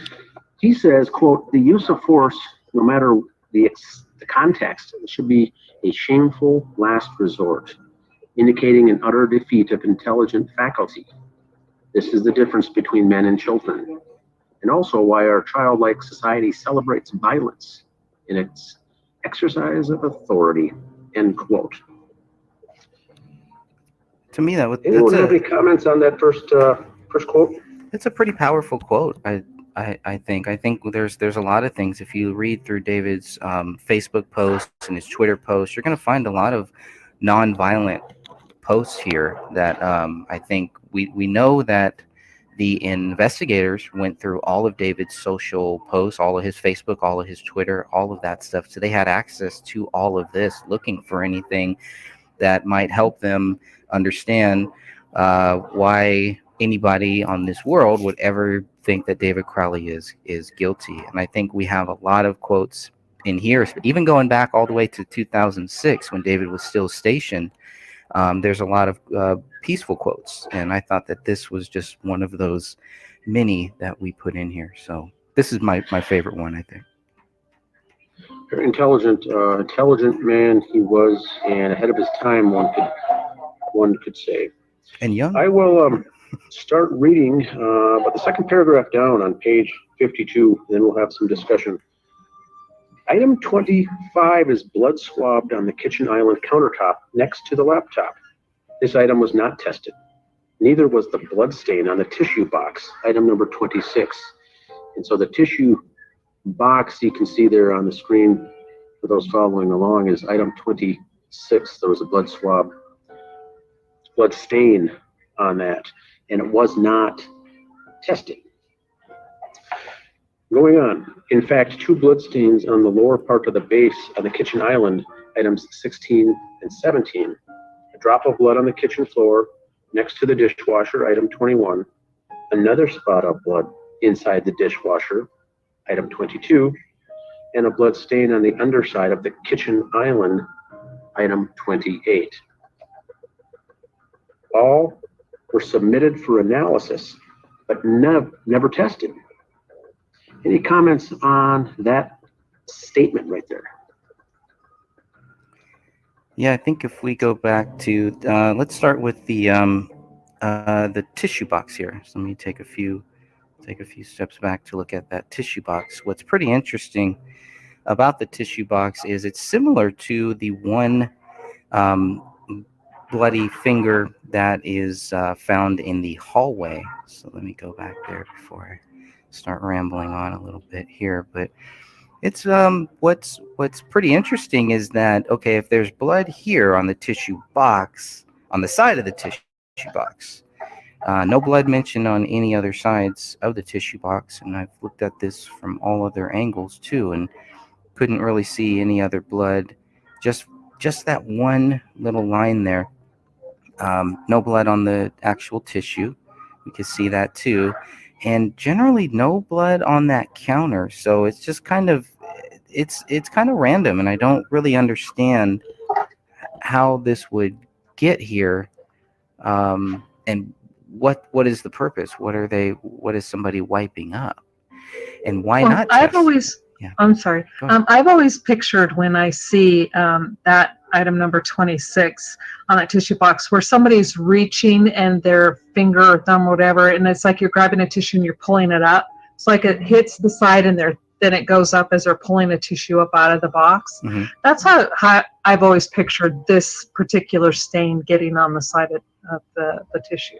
But how old would the stain have to be in order for the blood to get just in that one spot, not to leak when they pull out? Because when you pull out the tissue, it does require a little bit of force, and I would think that there should be at least a little bit of blood spatter or something, some droplets somewhere else. Well, and we don't have a clear picture of the top of it, but a lot of it would depend on how dry the blood was on their hand, their thumb, their finger, whatever it was that touched that tissue box. Mm-hmm. So would this be leaning more towards a drier blood, more towards a wetter? Yeah, well, something that's not like fresh, wet or whatever, but I mean, and this is just my take. I could be completely wrong, but when I see that, that's what I envision. Because whenever like if you reach for tissue and half the time you don't even realize what you're touching. Mm-hmm. And this could have been just such a light touch. And it looks like it swoops up. So. Interesting.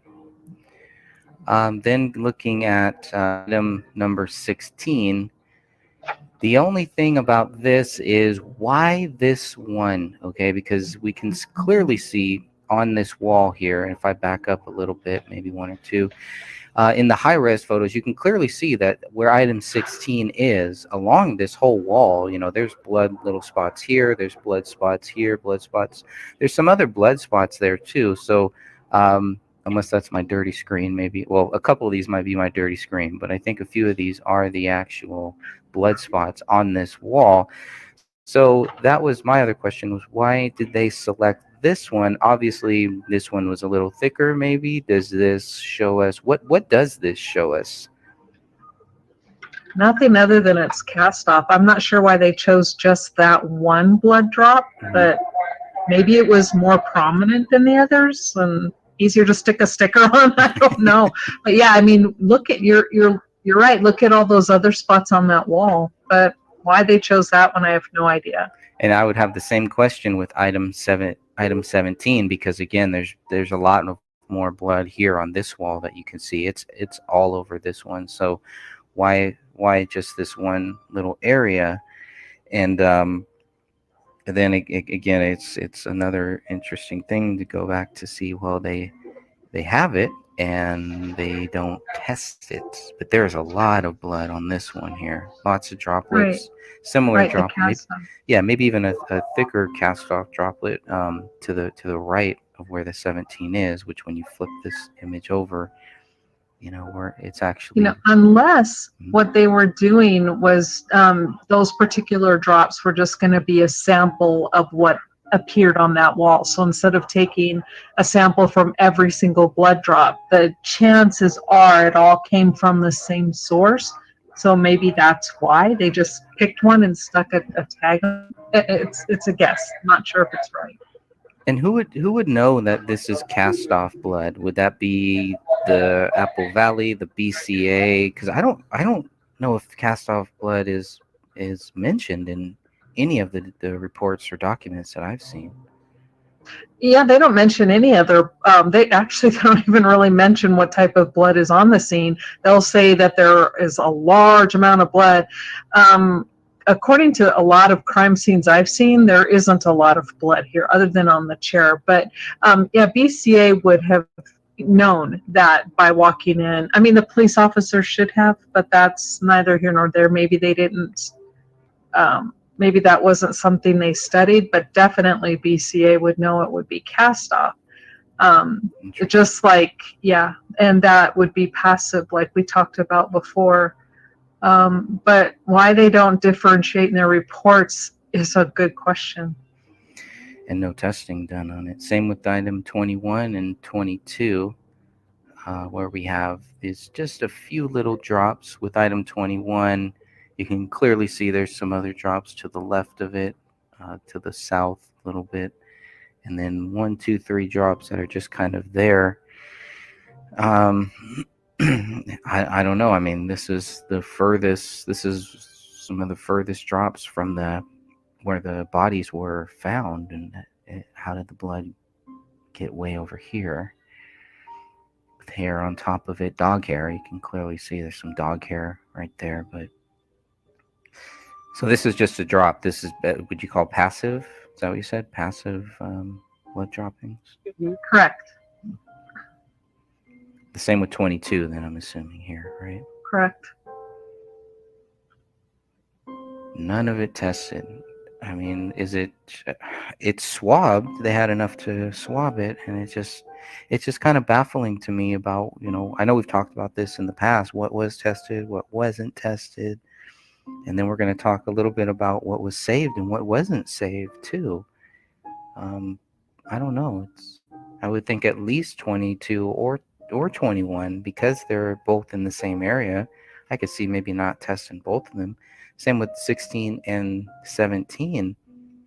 So it just seems, you would want to test one of them. They're in that area there. So, I agree. that's all I have for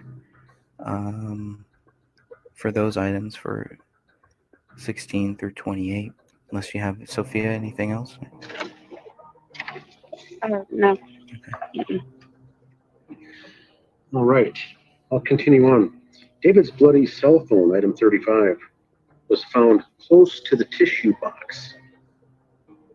A blood mixture of 2 or more individuals was found on the phone. David was excluded from being a possible contributor. According to DNA results, quote, Kamel, Rasul Crowley, and Rania Crowley cannot be excluded from being possible contributors, end quote. Now, this is kind of another one that is where it's like we always talk about, and a lot of people have brought this up, where the blood is, where the blood isn't. Why is there blood here? Why isn't there blood there? And there's blood all over this phone, and a little bit of blood on the counter. You can kind of see that here too. So the phone was set down by a bloody hand. You can see that there's some scratches and everything on it, but there may be 1 or 2 drops on the headphones, possibly. When I was looking at it closer, I thought, okay, maybe there are a few others, but not that much. And if it's like, what is all this stuff here is all stuff that would David would have pulled out from his pockets, from his pants pockets. And that's kind of weird. I thought. I don't understand why there's two lighters there. They're not in the same place either. But just sticking to the cell phone, I try to look at the cell phone from all different sides, and again, it's just very frustrating to see how much blood is on this cell phone, and how does that blood get there, and why isn't it on the headphones that were in there? Everything else that's pulled out of the pockets, everything else here isn't bloody. Why is that one? I don't know. That just kind of bothered me a little bit. Well, and I agree with you that the cell phones always bothered me as well, only because we know when Sophia was able to get those phone records, and we know that his phone wasn't used for any texts or calls or anything. So why would it even need to be picked up? Why would blood be on it? And if David wasn't making texts or phone calls, I mean, again, I feel like it's something the police should have just said, okay, this is weird, let's look into it. One thing I have heard, Catherine, is that some have speculated that he was running his playlist and playing music from the cell phone. Now we know that's not true because he was running it through the media player on his laptop. So you are correct. The only use of this phone would be for calls and texts, and there were none. So that's a good point.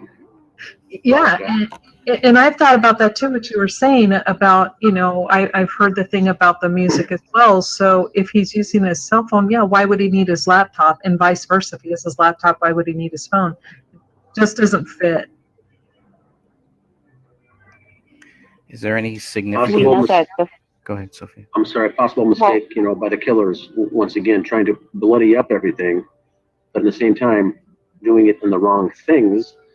And the question here is, why didn't the detectives pick up on that? Go ahead, Sophia. I was just thinking that maybe they were trying to get some information off of that phone. Yep, good point. Very good point. I don't remember if it's meant. Now that you brought that up, I don't remember if it's mentioned that the phone was locked or not. But most iPhones, or I would assume they would be. There. I mean, it is possible to change that setting, but when you have two of the computers in this house that aren't password locked, I don't know. That's a pretty interesting thought there. Same with these scratches that are on this phone too. I mean, that could just be one of these other items rubbing up against the screen of that phone. But it's an interesting place for the phone to be found, to be left here. I don't know what this other black thing, it looks like some type of remote control possibly, but these lighters, it's the more I look at some of this stuff, especially in these photos that we're going to look at here, the more it's almost like possibly they were leaving signs, they were leaving clues, things so that people would notice that things did not add up. And we're going to see that more as we go. Go ahead. If you look at the headphones are placed on top of the phone, but they're not as bloody as the phone. Yeah. So they were obviously handled with cleaner hands. Yeah, I think I found maybe one bloody area, one bloody dot where this big, where the big lighter is, where the text for the big lighter is. There may be some blood right there, but that's about it. I mean, there's no other blood that I can see in these photos here, and the headphones aren't on, so it's not like he's using them. I don't know what the silver. So they were placed on top after whoever handled that phone, and I don't know. It's just weird. Maybe even at a separate time, right? Mm-hmm. It's weird to have the two lighters kind of separate too. I don't know, just weird things like that. Just wonder if David was in a hostage situation and maybe leaving clues around this house that he was hoping people would pick up on later on. I think this is Dan. I think the subliminal message here also by the killers is to leave those lighters. Now, once again, neither of them smoked cigarettes. There aren't candles around the house. So it's leaving the detectives with, boy, these guys are smoking a lot of weed. Here right in the kitchen once again, out in front of the public, out in front of the child. They're smoking weed again. That's the impression I got. That could be wrong, but it's the subliminal that I think that they're left there on purpose, showing these lighters all over the place. Over. That's a good point. Do we know if any of David's, I should say the Gray State team, do any of them smoke? That I don't know. I'm trying to think of any videos that I've seen of them. I don't. Never seen. I don't think cigarettes, but I would assume weed. Yes. Okay, because you brought up a good point, so I'll probably think about that more often. But I always thought about those lighters as being accidentally left behind. But the point you make makes more sense. And they may have been accidentally left behind. The question is, were fingerprints taken from those lighters, and if so, whose fingerprints were on there? But we don't have that. Yeah, and no blood on those lighters. So it's just weird. Blood on the cell phone, a little bit of blood on the tissue box, and really nowhere else on any of these items on this counter here. I think what it screams once again is the phrase overstaging. So much was done and left behind on purpose. You have a bloody phone, but yet nice white clean earbuds laying neatly on top of him. Why? Why all this strangeness? I've never heard of I'll leave it anybody. at that, yeah. I've never heard of anybody taking stuff out of their pockets right before they kill themselves or kill somebody else or anything like that. It just seems weird. So overstaging doesn't make sense. And make the most sense, I guess, if that makes any sense at all to overstage. But we know, that's what we're dealing with here. We see that in so many of these photos here. Anything else on the cell phone?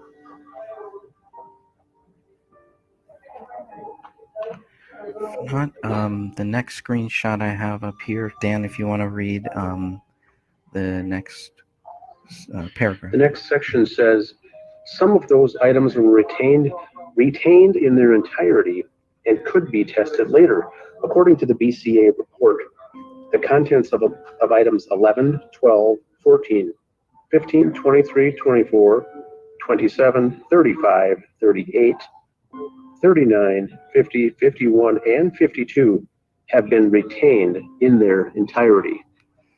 End quote. Now, they had a typo in there, right? Because I was looking, well, maybe they meant something else. But I looked up entriety just to see if it was a real word.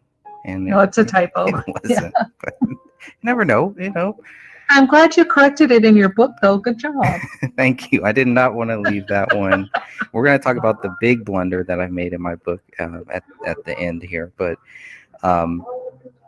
yeah, so that's good. I think 50, 51, and 52, those are CDs of images. I do believe that's correct. But it's good that these ones that they have, but again, it goes back to some of the ones that we've just looked at, 16, 17, 20, 21, 22, and 28 are not on this list. And I don't know. Am I just overthinking this of why those ones wouldn't be? Because they're smaller, they're not relevant, they don't really help them prove David Crowley guilty? Is this more evidence that they were only really looking at and collecting and testing things that they were sure would help them prove David Crowley guilty, even though they failed at that? I'm trying to understand their logic behind all of this. Oh, you bring up a good point, because they didn't test those items, and there's no reason to get rid of it, because if you're going to destroy the evidence you have in the case, you're going to destroy everything. So why would they not keep in their entirety blood swabs from items that were never tested? I didn't even see that, Greg. Good point.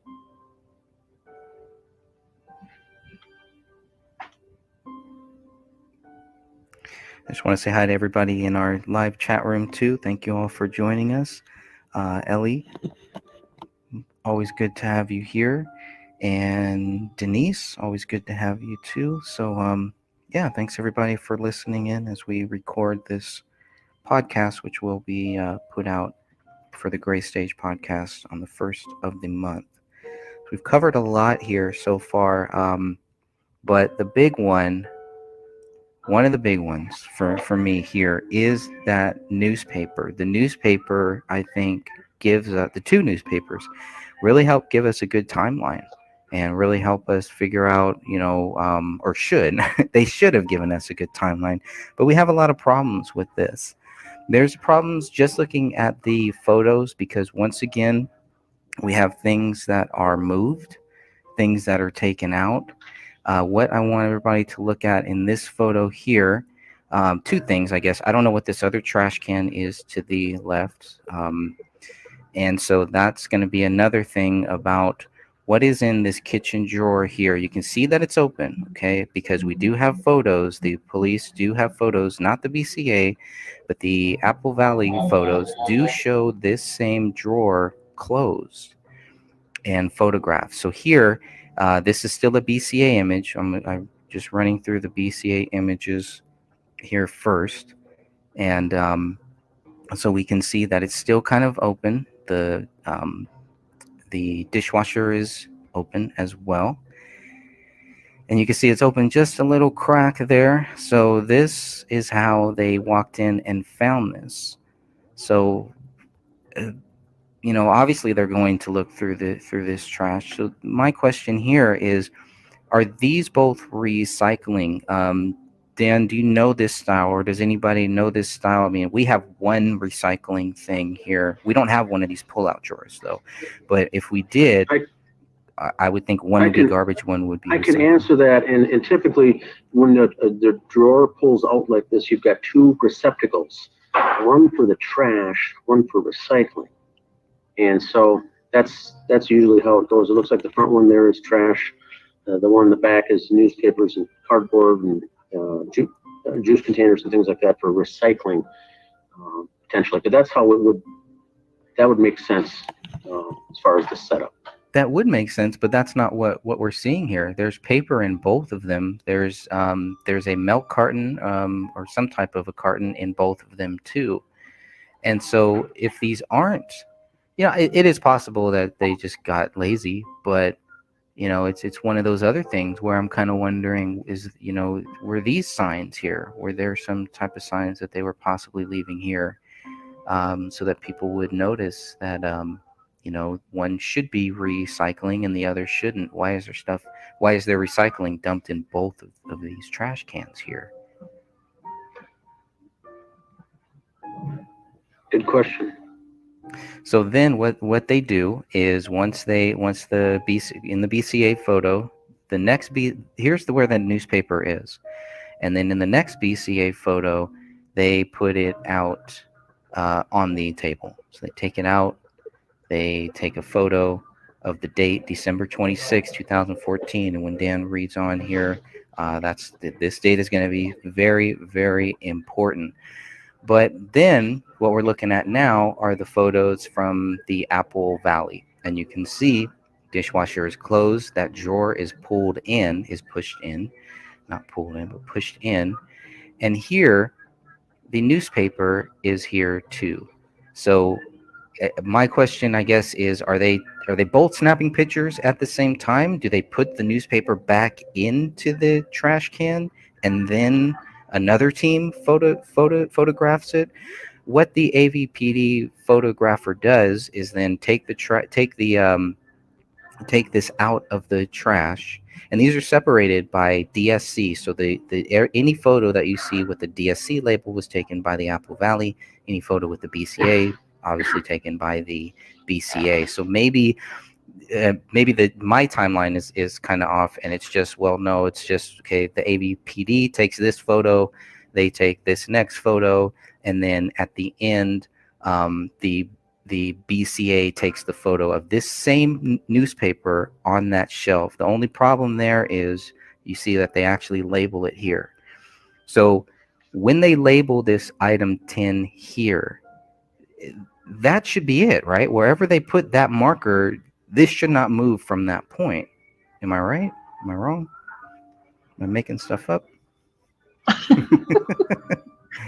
I think you're asking a question we don't know, but it would make sense because nothing else moved. I mean, why put the tin here? I'd put the tin, you move it up and then.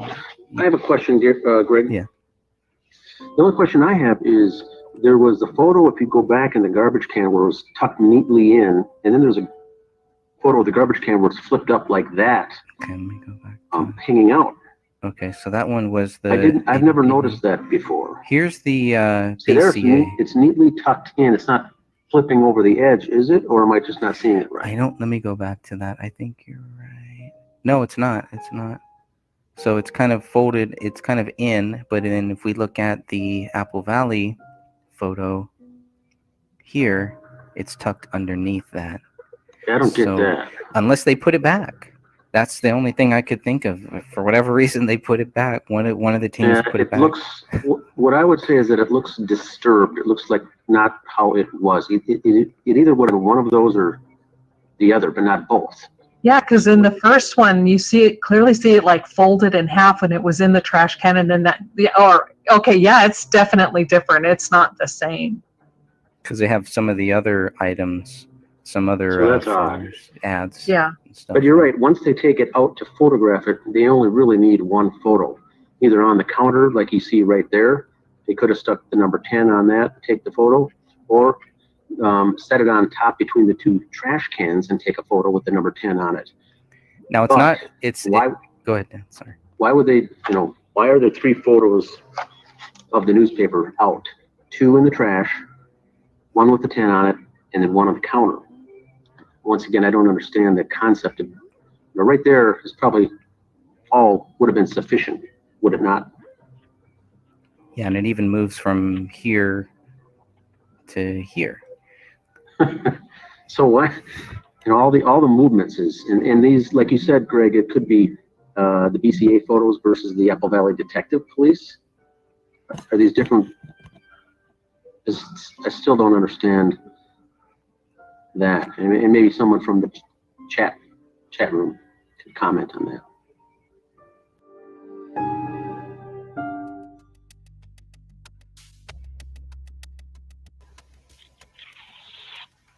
That's pretty interesting to me. All the movement of that, and we haven't even gotten into the really interesting part here about the what happens with this newspaper. So, Dan, if you want to continue reading on that. Okay. Additionally, a Sun This Week newspaper dated December 26, 2014 was collected from the kitchen garbage. According to the delivery driver, the weekly newspaper was delivered to the Crowley residence on December 23rd, 2014, between 2 p.m. and 3 p.m. However, the delivery driver's mother told Detective Tommy Booth her son delivered the newspaper on December 24th. Should I stop there or continue on? Go ahead and continue through the next. All right. Additionally, Detective Brian Bone spoke with the circulation coordinator for the Sun This Week. Her name is Kathy Silberg. Silberg stated the newspaper found in the kitchen garbage, quote, could have been delivered on December 24, 25, or 26, end quote. Detective Bone learned the papers were delivered for pickup by the delivery drivers on December 24th, 2014.